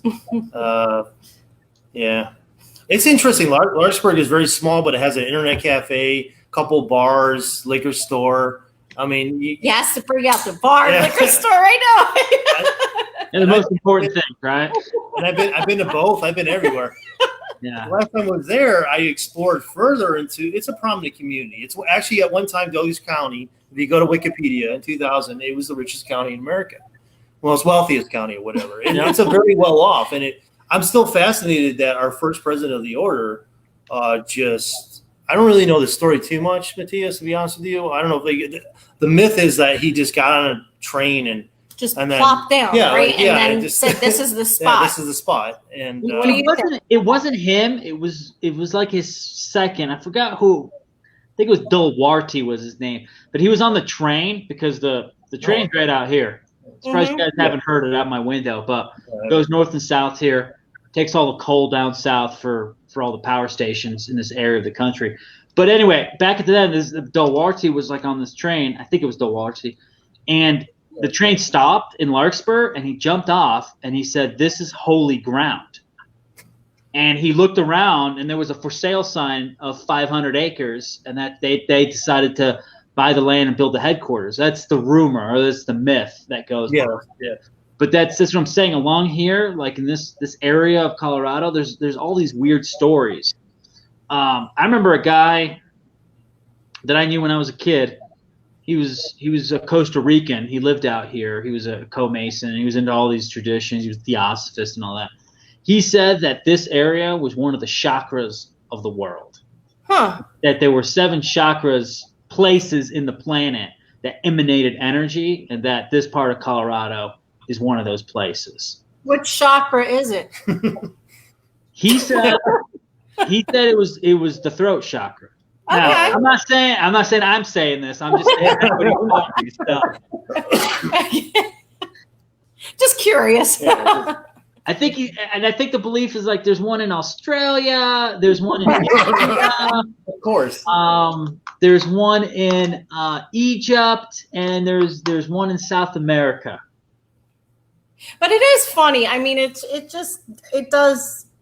makes you curious to know, just coming off of a train and just what was in his mind, like what message did he get, or what piqued it, like where did, like, you just stop somewhere and just, he must have been enlightened. You can feel it if you come here, which you need to come, Sabrina, with Tony at some point. But What am I Brown. I mean, you're tag along too, of course. Sabrina and Tony. Effer, come on, you guys come out to Colorado, come hang out. No, come on, don't be mean now. If you're here, it feels different. The energy levels here are amazing. Like you just walk here without knowing anything. I remember my wife, she was raised Mormon, didn't know anything about energies or anything, and she came down to the headquarters to meet my parents. Didn't know anything about Mace or nothing. And she's like, man, this is a really special place, man. It just feels so calm. And I've heard so many people say the same thing. They're like, what is this area? What's going on here? And I've heard that from people that have no background in the paranormal or in anything esoteric or spiritual or anything. And, you go to those places in the world and you can feel it. I remember I was in Germany 2 or 3 years back, and I was in Munich, and we went to Dachau. And I did, we're walking around this concentration camp. Didn't feel anything until I walked in the gas chamber. So the last thing, we almost missed it. Off in the corner, there was like this building. I'm like, oh, what's this building? And it was the crematorium. And we walk into, we approach the building, and you go into the room where they gassed the Jews and the other people they put there. And I have never felt so sad. God, yep. And I got sick to my stomach. But I was in the barracks. I was all over the grounds. Didn't feel a thing. But when I walked in that room, and I was there with my parents and my wife, we all looked at each other, and we just had to get out of there. It was like something like there was just a knot in my stomach. Yeah. So I think all those people dying there created an energy signature that's super negative, and you can have the opposite where it's a very positive energy signature. See, that's I mean, if I went, I'd be sick as a dog. Yeah. I'm an empath. I'd be like throwing up somewhere in the corner probably because we would be sick as a dog. See, I don't know how I would be, because Gettysburg, I feel that sense of calm, like that is like feels to me like my home. Like that is my calmness there. Like it is my natural Xanax. It's my Zen. It is the only place I can go and I can feel 1000% myself, and I feel I'm home, right? Then I went to the 9/11 Memorial, the museum. You would think that's something that would be, and it took me literally 4 hours to get through, and it was the most emotional experience I ever had in my entire life. And it wasn't like I didn't feel like I had to get out of there. But the whole time I was in there, I was like on such a different emotional level. Like it was insane. And there was literally boxes of tissues everywhere. You could just see people. Like just the energy was just insane, So I totally get, but you would think that would be someplace, where you're feeling like I've never felt that in a place before. Mm-hmm. Yeah. Mm-hmm. What you felt in the gas chamber, like I've never felt that type of an energy before. Yeah. Yet there's people who go to Gettysburg and say that they're like, I can't be there. I feel like it's too sad for me, or it's too whatever. Well, it depends on the spot. Like Gettysburg, it'll depend. If I'm at this block here, all of a sudden I'll start crying, and then on that block I'm like, oh, and then this block. Ooh. Man, I could roll around. Yeah. I can roll around anywhere, and I can live in the fields, pitch a tent, and I'm happy. It doesn't matter. But I mean, assuming that you do so much ritual work for how long now? Not only was there a spot that was not mistake that there was energy there to begin with, you add more positive energy and more of that, it becomes, like I said, a beacon. You're going to like a vortex right in that area where you are, so that's pretty cool, and I can't wait to feel it. It's those positive thoughts, I think what we think and what we do in a place affects that place. We leave something behind of ourselves. Yeah.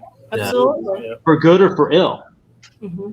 And I think that's why it's so important. I mean, it's obvious, like, you have a group of people and somebody walks in a super bad mood, and then everybody's suddenly in a bad mood. I mean, it's very so true. Or you have a group of people in a bad mood, and somebody comes in that's like really gregarious and very happy, and they can make everybody happy. What is that? That's not a physical thing. That's something at a different level. Yeah. Cause and effect, energy. Yeah, it's all energy. Energy is a powerful thing. A lot about the mind, a lot about the brain that we're still learning. The neuroscientists are still figuring out the brain, the mind. Yeah. It's a baby science. I think we're all connected. I mean, it's all energy, and like I said, like attracts like. Every time if something is, happening, and, like on the road, like I said, I had road rage. Somebody had road rage on me the other day, and I'm like, I didn't do anything. I'm like, love and light. No, it didn't go like that way. No. Well, now there's where I draw the line. I said, your morals. That was the end of it, right? She questioned her morale. She questioned her moral. I said, you're just teaching your child hate. I said, that's all I said. I got me. I'm so Jersey when it comes to that. So I've like raced people down a 25-mile-an-hour street. Like road rage is like just a Jersey thing. You just have to accept it, Sabrina. You're allowed. All right. It's their karma. The universe will take care of that. It's not for me. Not your problem, right? It's an everyday struggle out here. Oh. So that's why I live out here. I don't know how you guys deal with it out there. I know. I'll never forget. Yeah, I'll never forget when you and brother Katie said, "Do you like it out here?" I was in New York City, but then my brother's in New York City area. I couldn't handle New York. I'm just too. They can. I know. I can't handle that much. It's a league in its own. It is a league in its own. It has a lot of challenges, but a lot of people get used to it. And as long as you can adapt, adjust, I can't do it. I don't think I could get used to it. I can't do it. I don't have just one city. Wait, what are we talking about? New Jersey or New York? Because I'm thinking New York. No desire. I don't know. So I actually think cities in general produce negative energy. Oh yeah, absolutely. Yeah. That's why I work in Philadelphia, but I'm not like, I'm in the city of Philadelphia, but I love it because there's the city, and then right down is like old city. So it's just a little bit more laid back than just that in the city with all the high rises, So, of course you got the old houses and the colonials and, history, Independence Hall and stuff like that. So it's just a little bit more calmer, but, I could take it. I could deal with it. Yeah. Depends on where you're at. Yeah. Yeah. But yeah. So, I mean, you're not connected to the earth in the city. It's concrete, it's asphalt, it's building, everything's artificial. And yes. I mean, I think that's one of the things I hate about New Jersey. I say it all the time. They just keep building and building and building. And I miss huge fields of just greenery and trees and, you know what I mean? And being like 25 miles away from your neighbor, and then, it just, I hate it here. Anyway. Don't tell us how you really feel. Please. Spare us your opinions. Yeah. But that's the thing. Is like it's so built up. That's so true. Like you're just how do you ground yourself in a place like that when you can't even, there's no friggin' tree anywhere. The only thing I would ground myself in New York is a pizza. Yeah. Pizza. Yeah. The food is better in the cities. I will accept that, but besides that, jeez. Yeah. The problem is, I think, like in a city, like there's so many people so close by that you can't think clearly. Like, I do believe there's a level of telepathy that occurs amongst all people, consciously or unconsciously, mostly unconsciously. And I think when you have all those people, you're getting affected constantly by people's vibrations. Mm-hmm. As you're driving, as you're in your own apartment and everything. And I don't think we're at a point in our evolution where we're like, we really can internalize all that. So it begins to manifest in very negative ways. Yes. Are you kidding? With everything that's going on nowadays, we're totally like back in the Stone Ages? What? Yeah, we're like way back. We're not mentally prepared for anything. Well, to talk about that, I mean, that's the same. That's what I say about rituals every day. Like there are certain things that I have to do to myself because of dealing with passing by the people and unfortunately, just looking at somebody, I could unfortunately get in their head. My head goes right into theirs. I know what they're thinking, or I know what they're about. and I have to come home and cut my cords every day when I leave. And when in the morning and I take my shower, I have to meditate and use the water to just take off the shit that that is connected to you from other people's energy. So I mean, it's just a ritual you have to do every day, but a lot of people don't know how to do that. They're not aware of it. They don't realize how much negativity they have. They leave the house, they're all pissed off, and they're walking down the street and you're passing by them, and it's just like clings right onto you, all that energy. And then and you get sick and you get diseased. Yeah, absolutely. And your quality of life goes down. He's saying it. Yeah. I'm so wiped out because I do passports. I'm at the Department of State, so I'm seeing people that are coming in. They're trying to get to their destination and they screwed up and they lost their passport, or they didn't realize they needed it renewed. And you would think that, oh yeah, they're going to a happy place, they're going on vacation, when here they screwed up. So now they're pissed off. So they're all coming in, and some of them aren't qualified to get a passport, and then you got the people who want to blow up the friggin' building and shit or come, so you get all sorts of people, and it becomes a rough, stressful day. And his job, forget it. I try to tell him all the time, it's hard. Go. I know. It's me against the world. Those people he has to deal with. And same way with her too. She's in the medical field. They're people who are sick. And, so she has to inhale all that negative energy. And oh man, hospital is tough. Yeah. No, it's a tough one. So I mean, if everybody would practice and understand and learn just to, just get rid of the shit that they're carrying, I think we would all be. I have a little power. That's what gets me through my day. I have a little bit of backup, but there was a time where, if I don't have that backup, I don't have that safety net, that public safety net, I'm alone. Yeah. And there was I had an incident in Pennsylvania that just really messed me up. I had to go see a psychiatrist.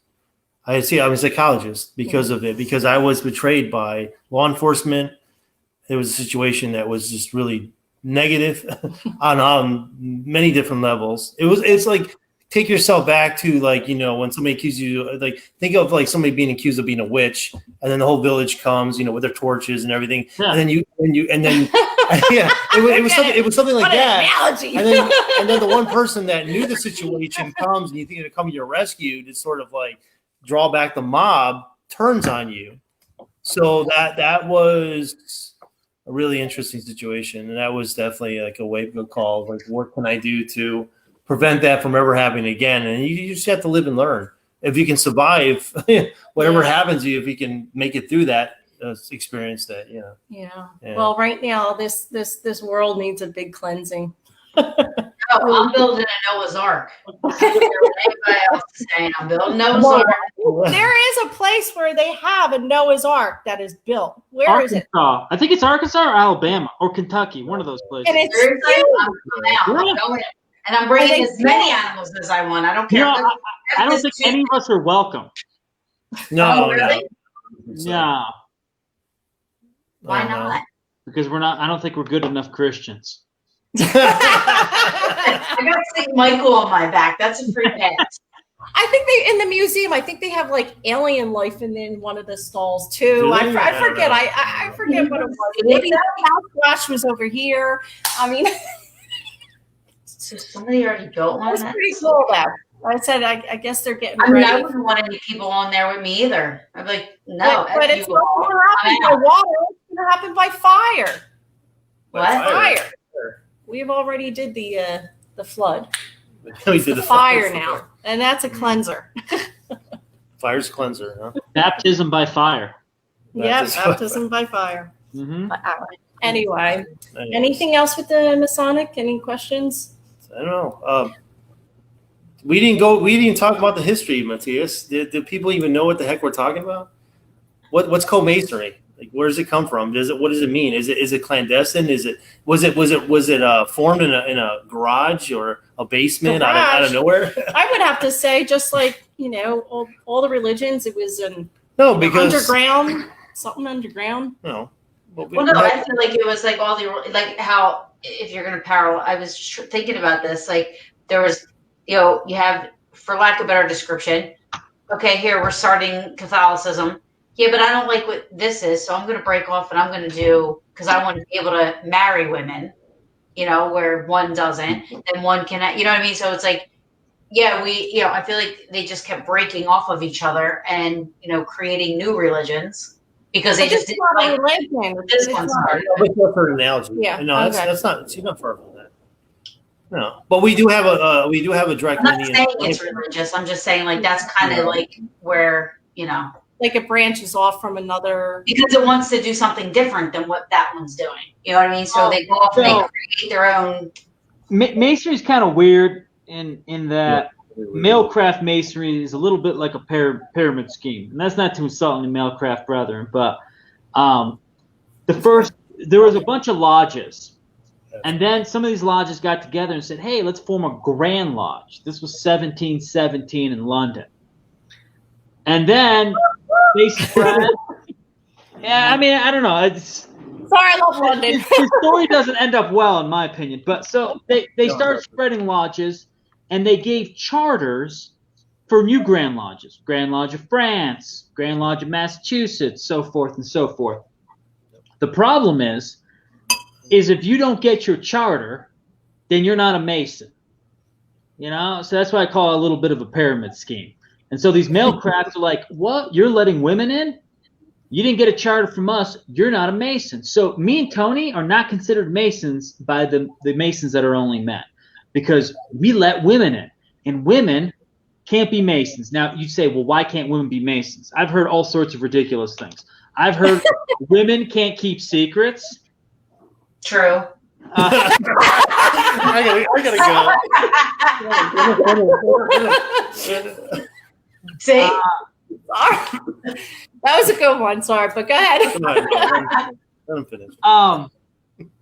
Women also, they can't comprehend the mysteries. Wow. That's pretty insulting. Yeah. And my favorite is that how can we men subdue our passions in a lodge if there are lovely ladies inside? Oh God. It's some bullshit from like 300 years ago.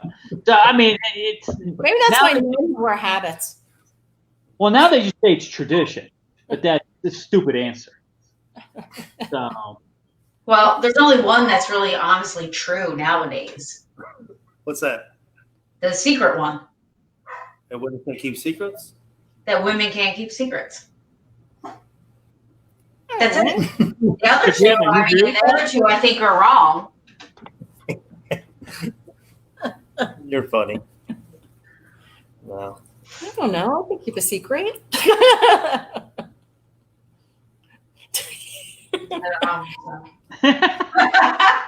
I'm not even touching that one, so I mean, that's your. Hey, don't get him in trouble. Yeah. I'm not touching that with a 10-foot pole. Okay. So of course, you, Matias, you believe like because of the French and their philosophical renderings tend to be a little more liberal. Yeah. And at the time, women's suffrage, women's rights. Oh, Rich. Rich is a. Oh, hi, Rich. Rich is here. Rich is. He's Freemason. Yeah, it's Freemason. What's up, Rich? So yeah, our history dates back basically to the more liberal French folk, and it's complicated. There's even a Wikipedia that's dedicated to French Masonry because it's so complicated. Because it's right. Am I right or am I wrong with that? It's very complicated. Our history is very complicated. Yeah. I mean, not ours directly, but this masonry in France. All French, like all masonry is just like it's a complicated story, Yeah. Use the bathroom. So Rich is on here. If you could hear me, Rich. Hello. What? No, I'm curious of what degree he is. That's all. So if he heard me. So I'm assuming that you're the highest degree in the Masonry. Are you all the way up there? Did you? No, I'm not all the way up there. I'm not all the way up there. No. All right. Yeah, but I've been involved for about 20 years, so okay. I've been around for a little bit, but yeah, Masonry is divided into degrees. So like you start as a first degree, and then you move up through the degrees as you gain proficiency, as you learn and improve yourself. Then so do you move up to the degrees. It's kind of like it's a little bit like the military where you have like different ranks. You know, you're a captain, you're a colonel, you're a general, that type of thing.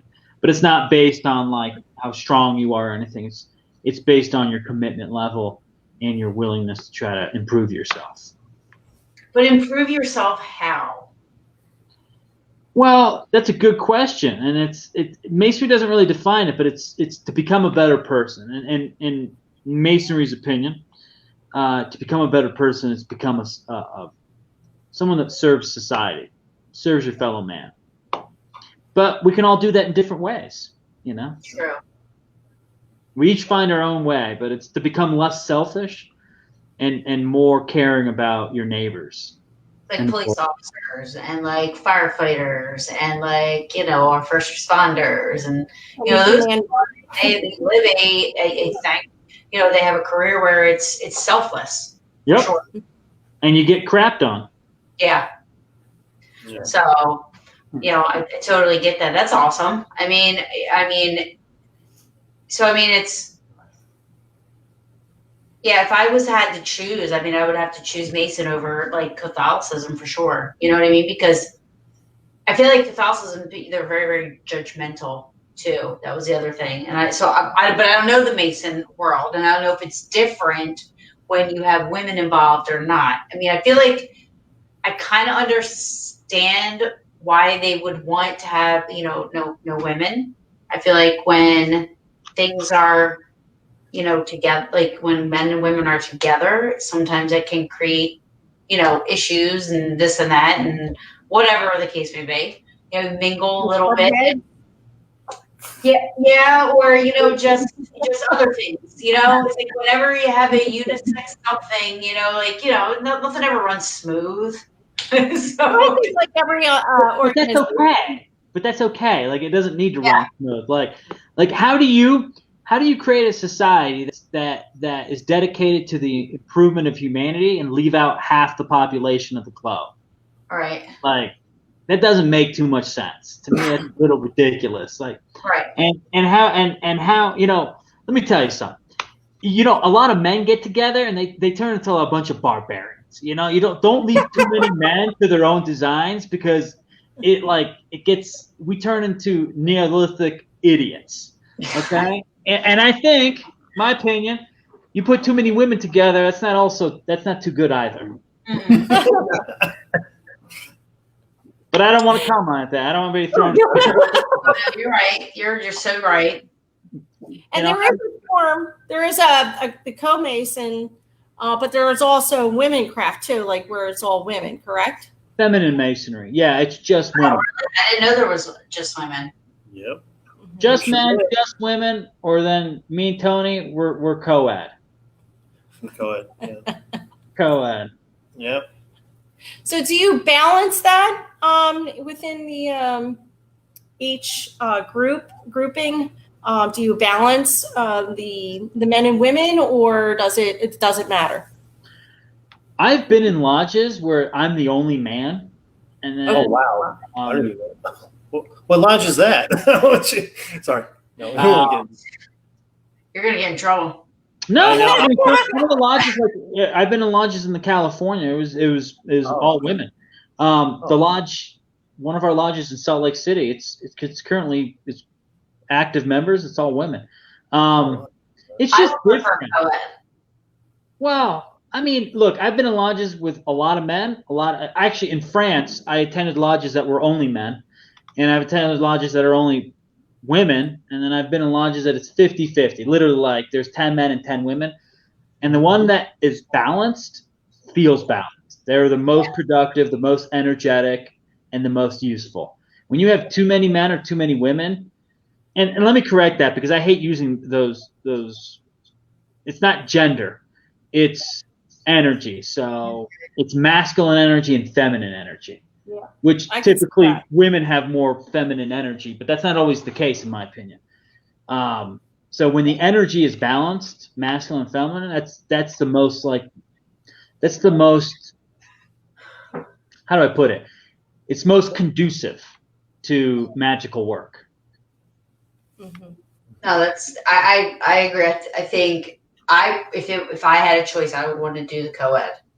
Mm-hmm. Again, I would too, but I would want it to be at that balance. I wouldn't want it to, it almost like feels like it sways more one way than the other, and I feel like that feels imbalanced to me. Like you said, the masculine and the feminine, energies. It just would, make sense to me. Using those two energies as a yin yang almost, Absolutely. And balance is a big teaching in Masonry. I haven't gotten there yet, but balance is, you see it in the world. We need more balance right now, more harmony and balance. Mm-hmm. And, I don't know. Like I'm more of a middle guy. I'm in the middle and moderate. Sure, I have to make a decision eventually about how I stand in certain things. But if I have a balance with my ideas, my viewpoints, I might be able to please more people by having balance and harmony than I would if I just, that's it. This is my viewpoint. That's that. Although I could see I don't think I could be with all women. I could be with all men. I get along with men more than I do women. So I could do the all men thing or the co-ed thing. But I think we have more masculine energy in ourselves. Like you have more masculine energy. I have a little more masculine energy. I think it's because of our personalities and what our strengths are, and what we've dealt with, I guess, in life.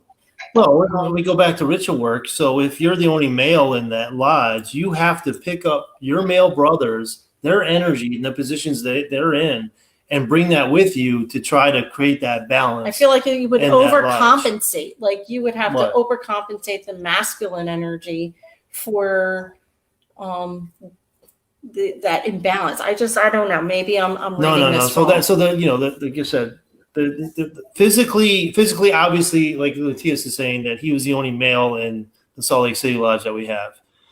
But it is his job, his duty, spiritually, metaphysically, to sort of grab the energy from his male craft, his brothers that are male in other lodges or the order, and to bring that to try to create a balance. So when he's in there, when he's doing the work, he's creating that balance where it's not too much, because physically we can see that there's more females.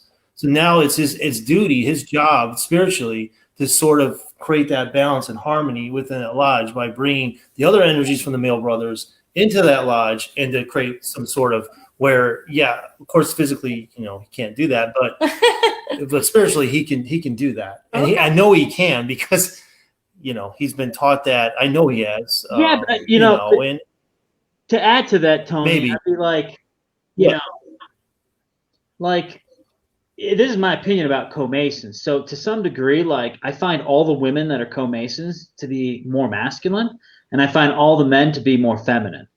So like me and Tony are more feminine men. Like we're not like your typical manly man running around. Well, I totally understand that. Yes, I definitely understand. I was not sure if there was even a term. Well, I would say you just can relate to the female energy. You can relate to the female energy. Like one of my best friends, he's very feminine, but he's, he just loves the company of women. He relates to women. He caters to the female ego. So women just like they're drawn to him. Whether it be friends or.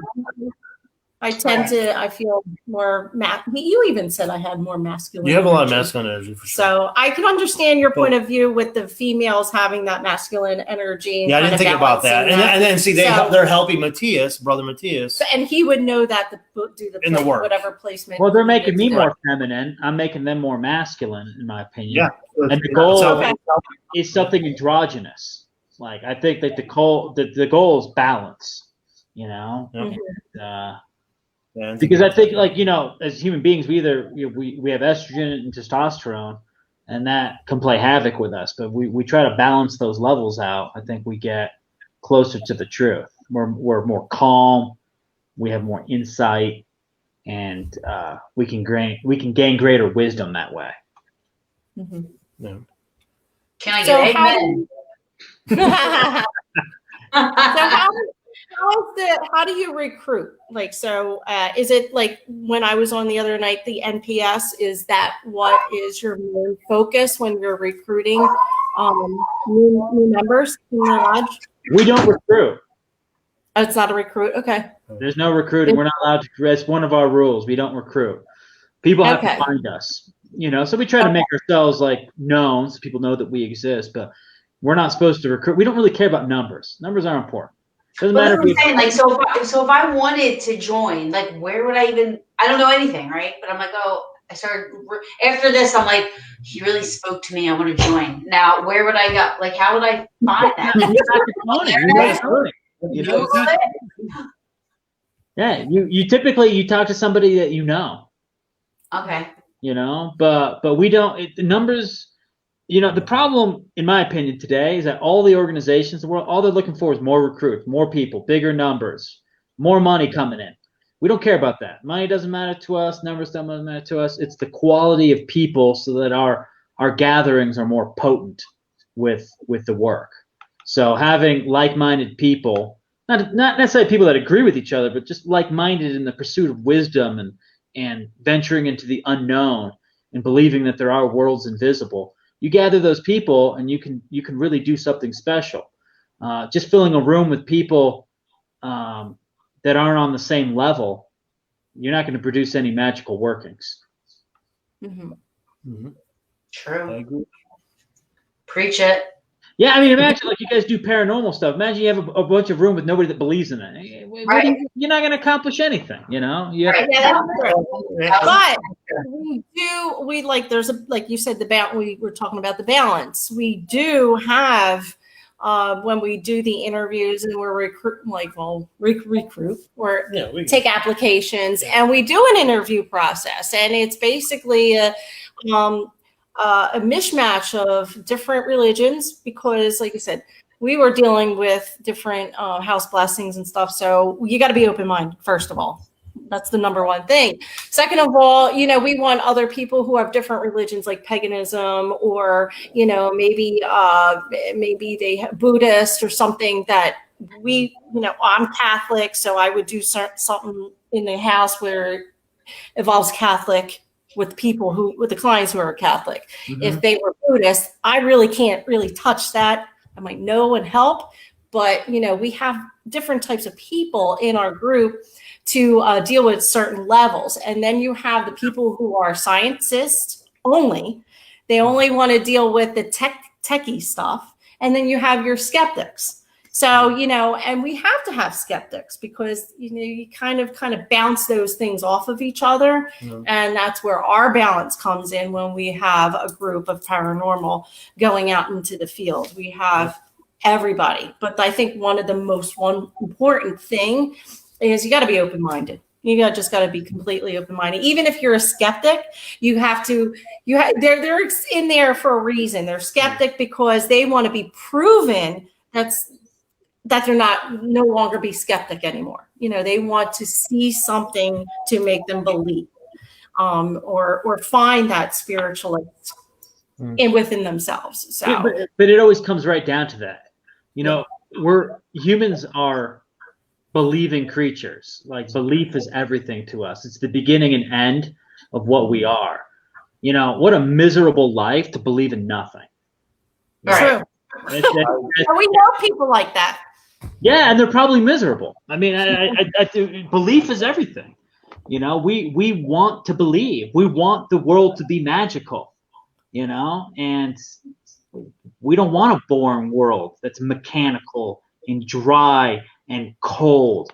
We want excitement. We want magic. We want all the mystery to keep us moving forward. And I think, you know, that's what we look for in Masonry. We're the same. We have Buddhists and Hindus and Jews and Christians and pagans and witches and all these stuff. But at the end of the day, everybody has something in common. They're looking for something more. Right. They all have one common goal. One goal. Yeah. Yeah. We all see it differently. Right. And that's good because there's diversity.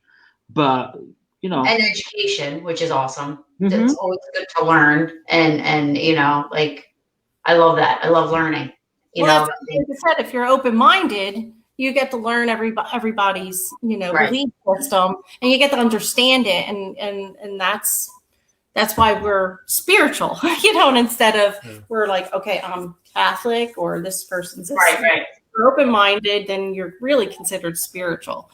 Then just you got a dominant, you know, I'm dominant in Catholic, he's dominant in Buddhism. And so there's a dominance, but you're open-minded where you could accept everything and understand and learn from everybody and their beliefs. There's a term for that. Didn't you, Matias, say something? There's a term for somebody that is well-rounded in all religions. You mentioned something, a word. In New York, you mentioned that. I remember that. I'll never forget that, but I forgot what it was. I'll never forget that, but I forgot what it was. Stop it. What? An omniist. That's it. An omniist, yeah. Omniist. Because when you're at that level, where you just have that kind of knowledge, you can, you know, you experience the different spiritual elements of each religion, that you can really identify with a lot of people, and that can bring a lot of peace to the world. It can, absolutely. So I think understanding is very important. The concept of understanding something. We wouldn't have the religious wars and stuff like that if everybody would just get along. And it's a challenge. It's a challenge to try to understand something that is completely beyond your reason or logic. And especially in tough times right now, especially what's going on right now. Oh my gosh. And it's like energy wise, like just if you're an empath, what's happening now is just, it is so. It's hard. I want to run away. I literally just want to run away. Like it's hard to just understand. So bad. But anyways. No, but you know, but I think from an energy point of view, everything that's going on is exactly what must go on. Like the upheaval, the conflict is a necessary step for our evolution. And, you know, I feel like we're going backwards. Oh, I don't think we're going backwards at all. I think we're moving forward. It's just moving forward is hard. You know, you have to be challenged. I think we're being challenged as humanity, you know? Oh, we're failing. And I'm waiting for the rapture. Oh, man. I feel like we're going backwards. Waiting for the sky. As soon as those Jesus statues start coming down, I could just see it now. Oh, that's. I know. It's like, really? It just doesn't stop. It's so just. But I mean, I agree what he's saying. I tried. I avoid it. I don't post it on Facebook. I just there's a reason for everything, and it's like the universe has to cleanse itself. It has to get through something. I don't know what it is or what the universe wants to do, but at the end, you know, a rebirth or something's going to happen positive at the end. Well, we just get over that hump. You guys believe in astrology? Yeah. Well, I mean, yeah, I always look at my Mercury retrograde, you know, all that crap, you know. We have a lot of brothers that do. Oh my God. When the moon is full, watch out. What's very interesting is that if you look at the last several months, astrology has been right there. So January 15th, there was a conjunction of Pluto and Saturn. Mm-hmm. That's when the COVID blew up in China and everybody started freaking out. Pluto is death and regeneration, and Saturn is the one that teaches you lessons. Mm-hmm. So Saturn has come to teach the world a lesson in death and regeneration. Boom. What you see is the rise of COVID. March 15th, I think it's Aquarius goes conjunct with Saturn. And what you have there is that's when it hit the United States and the Western world. That's when everybody started freaking out over here. And then you have Saturn going into retrograde June 4th. So that's when everybody. So Saturn is the one that teaches you lessons, but it goes into retrograde, which means it's hidden. You don't see it. And what do we have? We have everybody leaving quarantine. They're going back out. They're doing everything. And all of this comes to head at the end of September and the beginning of November, which is 2 more conjunctions, which will probably, well, you have the election, and then you have probably some sort of second wave of the coronavirus. And so, like, astrologically, the universe is saying, well, there's something to be learned from all of this. This is happening for a reason. There's no such thing as coincidences. And it's interesting when you look at at astrology that it marks all the events almost perfectly. And a lot of astrologers saw this at the end of last year. They're like, oh, something, you don't know it's going to be a coronavirus or this or that, but the dates are clearly there as pivotal points of the conflict. So right now, Saturn is in retrograde, which means we're not going to learn any lessons until September the 29th. And boom, we have an election.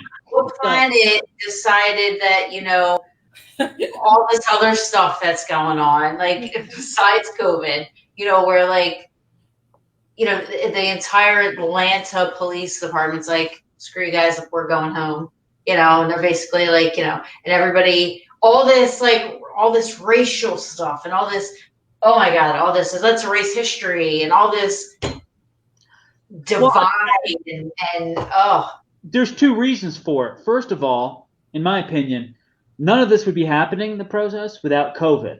COVID, unemployment's at 15%. Unemployment hasn't been this high since the Great Depression. Yep. So you have a bunch of unemployed people who were stuck in their houses for 3 months, and that energy got pent up.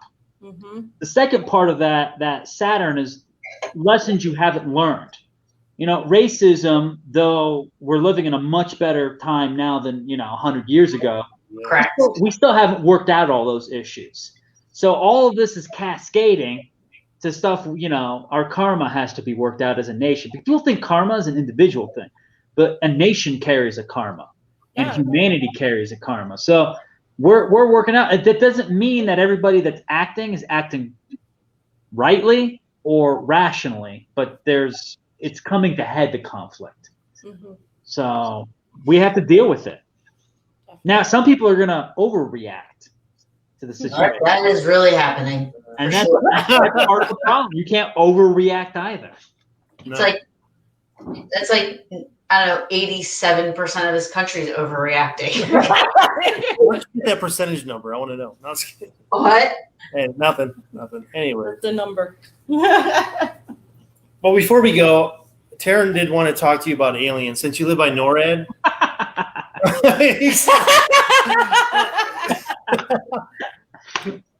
You have to get the I like how I wanted to ask. I don't even know what that word is. What'd you say? You live by where?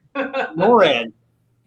He lives by NORAD. He lives by the Air Force Academy.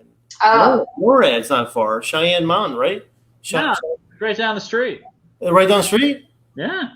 I mean, it's an hour away. Oh, hour, yeah. Well, so is the Stanley Hotel. He's never gone there either.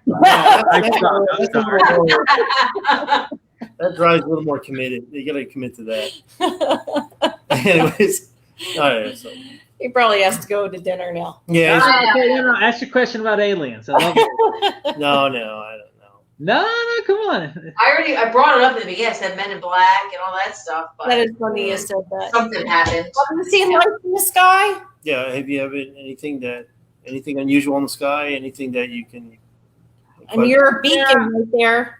I've seen a few weird things here. I don't know what they are. They're definitely UFOs. I remember when I was a teenager, I was driving home. So I live in the middle of nowhere. My parents live in the middle of nowhere. So, bright skies, no city lights, driving home, 11 o'clock, 12 o'clock at night. And I'm going down 105, which goes north and south along the mountains. And from the south, there were 3 lights moving in a triangle very quickly. They stopped right and above. I can't say they stopped above where my car was, but they stopped somewhere up in the sky, turned 90 degrees, and went east. and that was not normal. I it was night, so I only saw lights. I don't know if that was some special aircraft, if that was extraterrestrial. I have no idea. But I've had 2 or 3 weird experiences at night with these weird lights in Colorado, and I don't know if they're experimental planes from the Air Force or whatnot. But there's a lot of weird things that happen with lights in the skies here, especially at night. Yeah, I figured that. I figured. Wow. Meteor showers. Do you watch meteor showers? Oh yeah. Oh my gosh, I bet you they're amazing there, without any of the like city lights and everything. You can see the Milky Way here. It's that there's not that much light pollution here. You can see it. Will you do a live video on Facebook during the Perseids meteor shower? How about we just go? Yeah, we're gonna go. I don't know if I was invited. Of course you're invited. I'm sorry. Don't beat me up now. I have one more question though before we go because it's getting late. But we wanted to ask you if you have a personal paranormal experience involving the term ghosts, whatever, something of that nature. Besides, the alien. Yeah, besides the alien. Yeah. Have you had anything personal, anything you can recall, anything? Nothing. That's fine. No. I have this weird thing that happened to me. I must have been 18, I think. So I broke my toe in the morning. Ouch. Yeah, I broke it, and I was going downstairs, and the stairs were these wooden stairs, and no, I was going upstairs, and I hit my toe and I broke it. So I went to class that day, and then it was the night that The Matrix was released, the first Matrix. So we went to me and my buddies went to see The Matrix, and I'm in pain the entire movie. Like my foot is just killing me, my toe is killing me. But it's a good movie. Watch the movie. I go home, and I go to bed. It's late at night, and I wake up, but I'm looking at myself. So maybe I was dreaming. I really don't know, but I was looking down at myself. Astral. Yeah, it could be. And I see my body. I'm like face down on my bed, and then in the corner, there's this red vortex comes over, and my leg gets lifted up in the air, and this energy vortex encompasses my foot. And then I actually wake up in the morning, and I was like, oh man, that's a crazy dream I had. That was really interesting. And I get up, but my toe isn't broken anymore. That's really weird. Wow. I don't even know if it's paranormal. I don't even know what that is. I don't know what that was. Like I said, I don't know if I made it all up in my head. Maybe my toe wasn't actually broken, except it was, it felt like it was broken. It was all swollen. I was totally fine the next day. I don't know. Even if you didn't break it, I don't know what that was. you'd still be in pain for at least a week or 2. You know what I mean? Like if you were that much pain, it was swollen, you wouldn't just wake up the next day and feel totally fine. No, I don't know what it was. I don't know if I made it all up in my head, but I'll never forget it. I'll tell you that much. Yeah, divine intervention. All right. You hear miracles happen, and you never know. Mm-hmm. Okay. Well, thank you so much. We'll definitely have to do it again on maybe some other subject if you're willing to come back on. No, whatever. We're going on to July 1st. We're joining people that live stream for you. So it's called Paranormal Warehouse. They have a bunch of people, all different types of, different groups and types of podcasts and stuff. But anyways, they live stream it on Facebook, they live stream it on YouTube and on iTunes, as a podcast. So we would definitely love to have you on if you're on there. No, I'd love to. Yeah. And I'll tell you, you know what I want to do? What? I've been wanting to do the white noise experiment at the headquarters.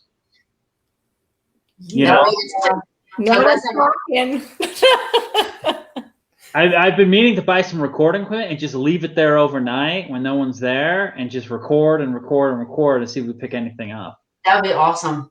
And I think you will. That's and then you can come on to the brew and we can share whatever you found. Exactly. Yeah. If I find something, I'll bring it on the show.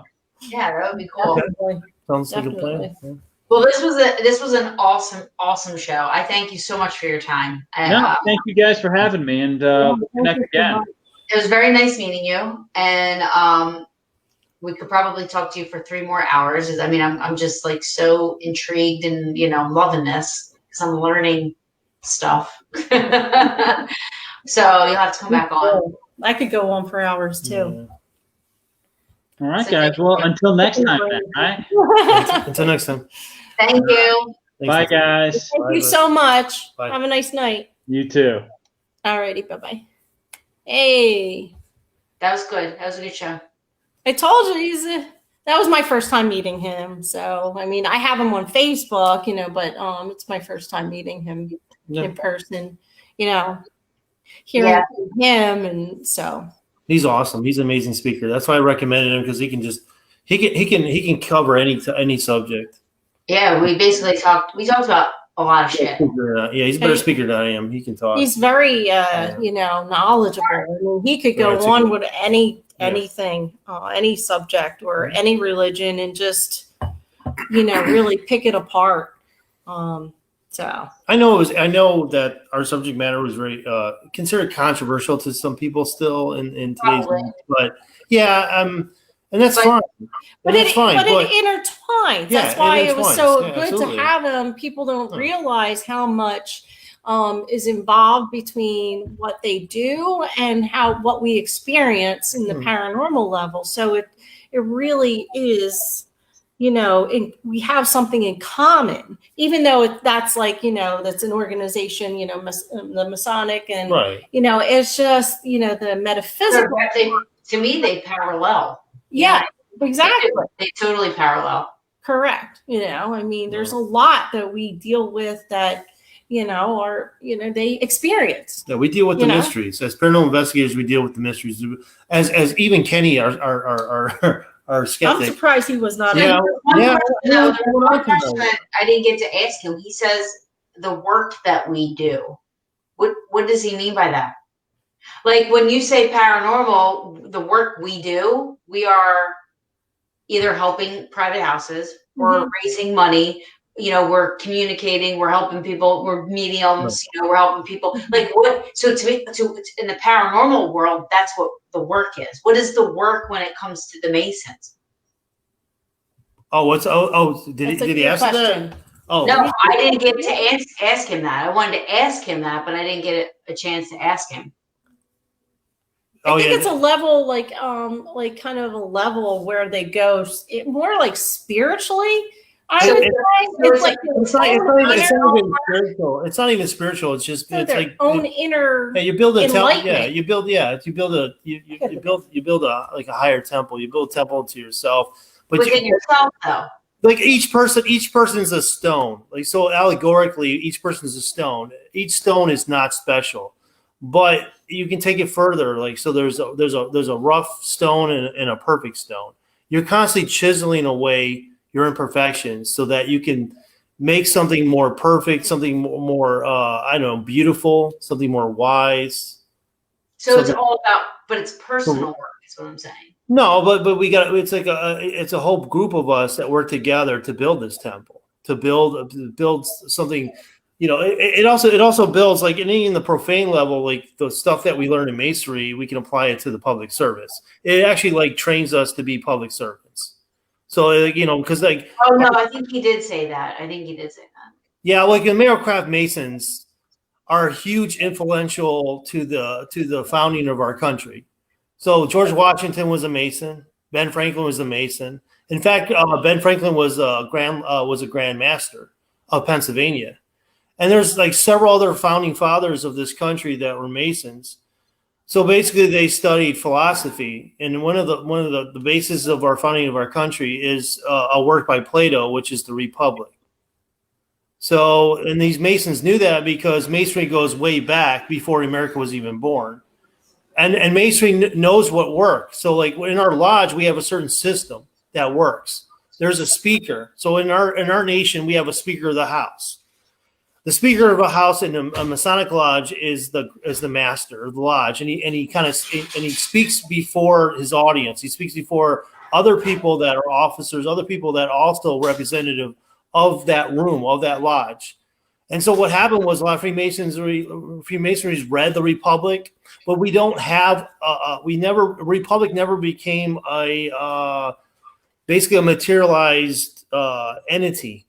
So Masonry was a big influence of that. So like we know Masonry works. We know what a lodge works. So what they did was they applied that to the Republic, and they created a democratic republic. So like what you see in the U.S. Capitol, you have 3 branches. So in Masonry, there's 3 degrees. So you have your judiciary, you have your executive, you have your legislation. I know this is all influential to Masonry because Masonry works, and so they applied it, but doesn't mean they're part of it. It just means that there's this republic. What can we do to make it work? And then a lot of our Masonic brothers at the time in the 1700s applied that. And it worked out. I mean, it works for whatever reason. So, like when you watch on television, you go C-SPAN, you watch the Speaker of the House talk. When you don't speak out of turn, people raise their hand. You have a certain amount of time. That's the same stuff in a Masonic lodge. You can't speak out of turn. You got a gavel. That's a major tool in Masonry in the Masonic lodge. So the Speaker of the House or whoever's in that chair, you see them order, they pound that gavel. It's the same thing in the Masonic lodge without me going into detail because I can't reveal too much of the secrets. But, so that it's applied in this country. So Masonry has definitely a big influence with not necessarily a country, but with what the concept of Plato's Republic. So we actually live in a democratic republic. Got them going. Yeah, you got them going. And it's important that we understand that. I'm not saying that our country was founded by Freemasons, but they were definitely a big influence. And that's it bothers me that they. Like you're saying George Washington and all these other people were Masons and Ben Franklin was a Mason. But George Washington he was a Mason, a big deal. Even some stars too, like John Wayne, I think was a Mason. Well, there are people who are like crazy. Yeah. All right. Sorry. I have exercises to do. Well, and we're eating. I'm exercising to drink. We're eating and drinking. You're drinking too, but I'm still gonna do my exercise. I'm not buzzed. I have the Game of Thrones glass. We got the Game of Thrones. A Carrabba's glass that I took from Carrabba's. Yeah. I mean, they gave it to me. I tell you what, we didn't have a very large audience today. But I tell you what, I think there was more people on there than you think. Oh, really? But it gets views. They get views constantly. But we've also been on for 2.5 hours, so. Yeah, we got to go. It's 2:22 right now, so. Yeah.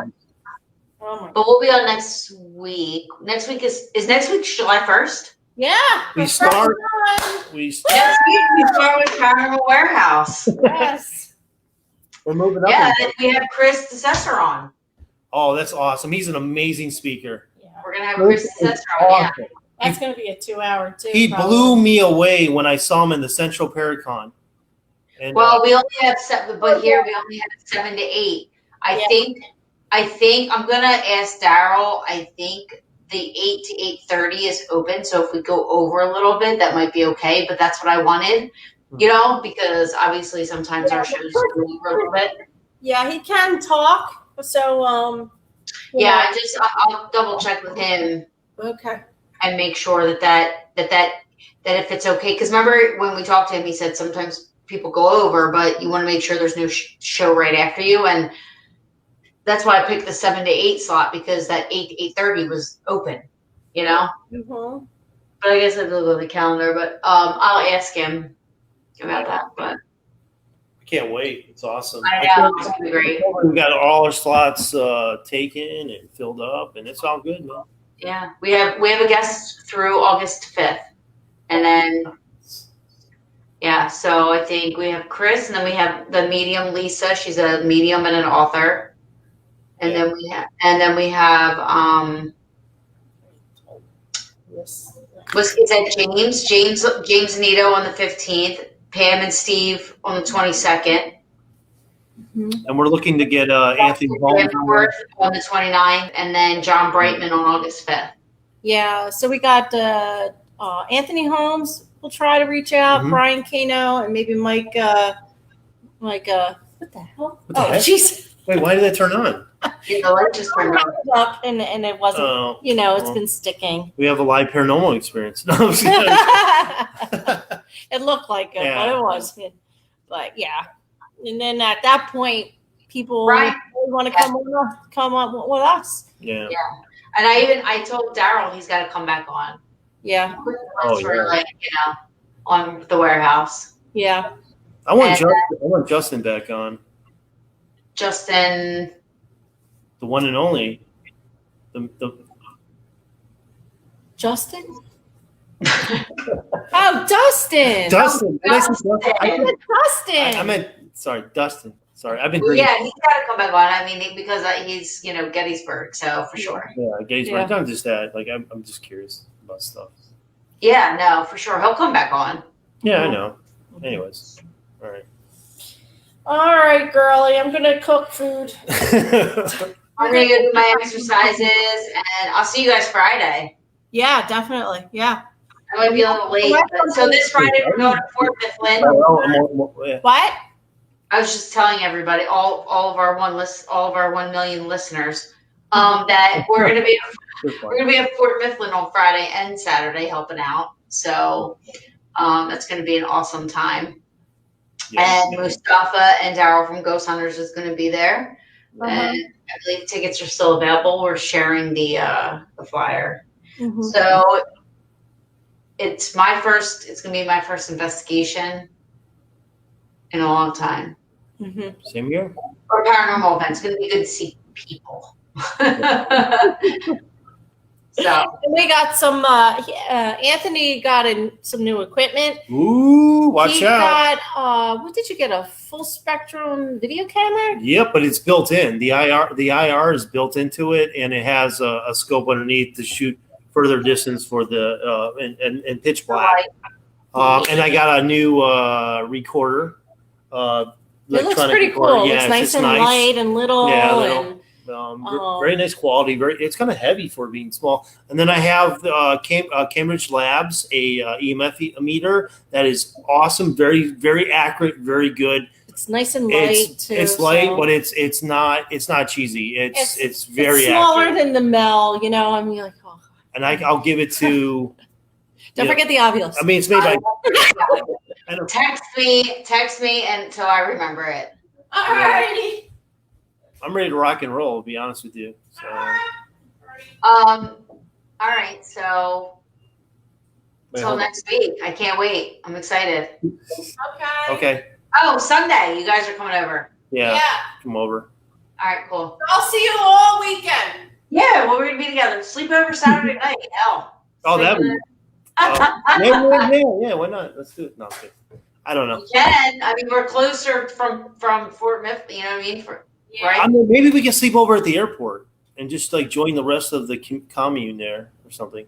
We should crash at the airport. What? I don't know. That's the thing now. There's like people are crashing at the airport, and all right. It was awesome, man. I'm telling you. I told you, Matias is awesome, but Yeah, he's cool. He's cool. but don't worry. There's gonna be like 1,000 people that view this afterwards because it's controversial. It's controversial, talking about masonry, women masons, and It was But- cool. yeah, I know what's going on. All right. All right, All right, girlie. all right, Bye. Love you. Love you too. all right. Adios. Peace. Bye.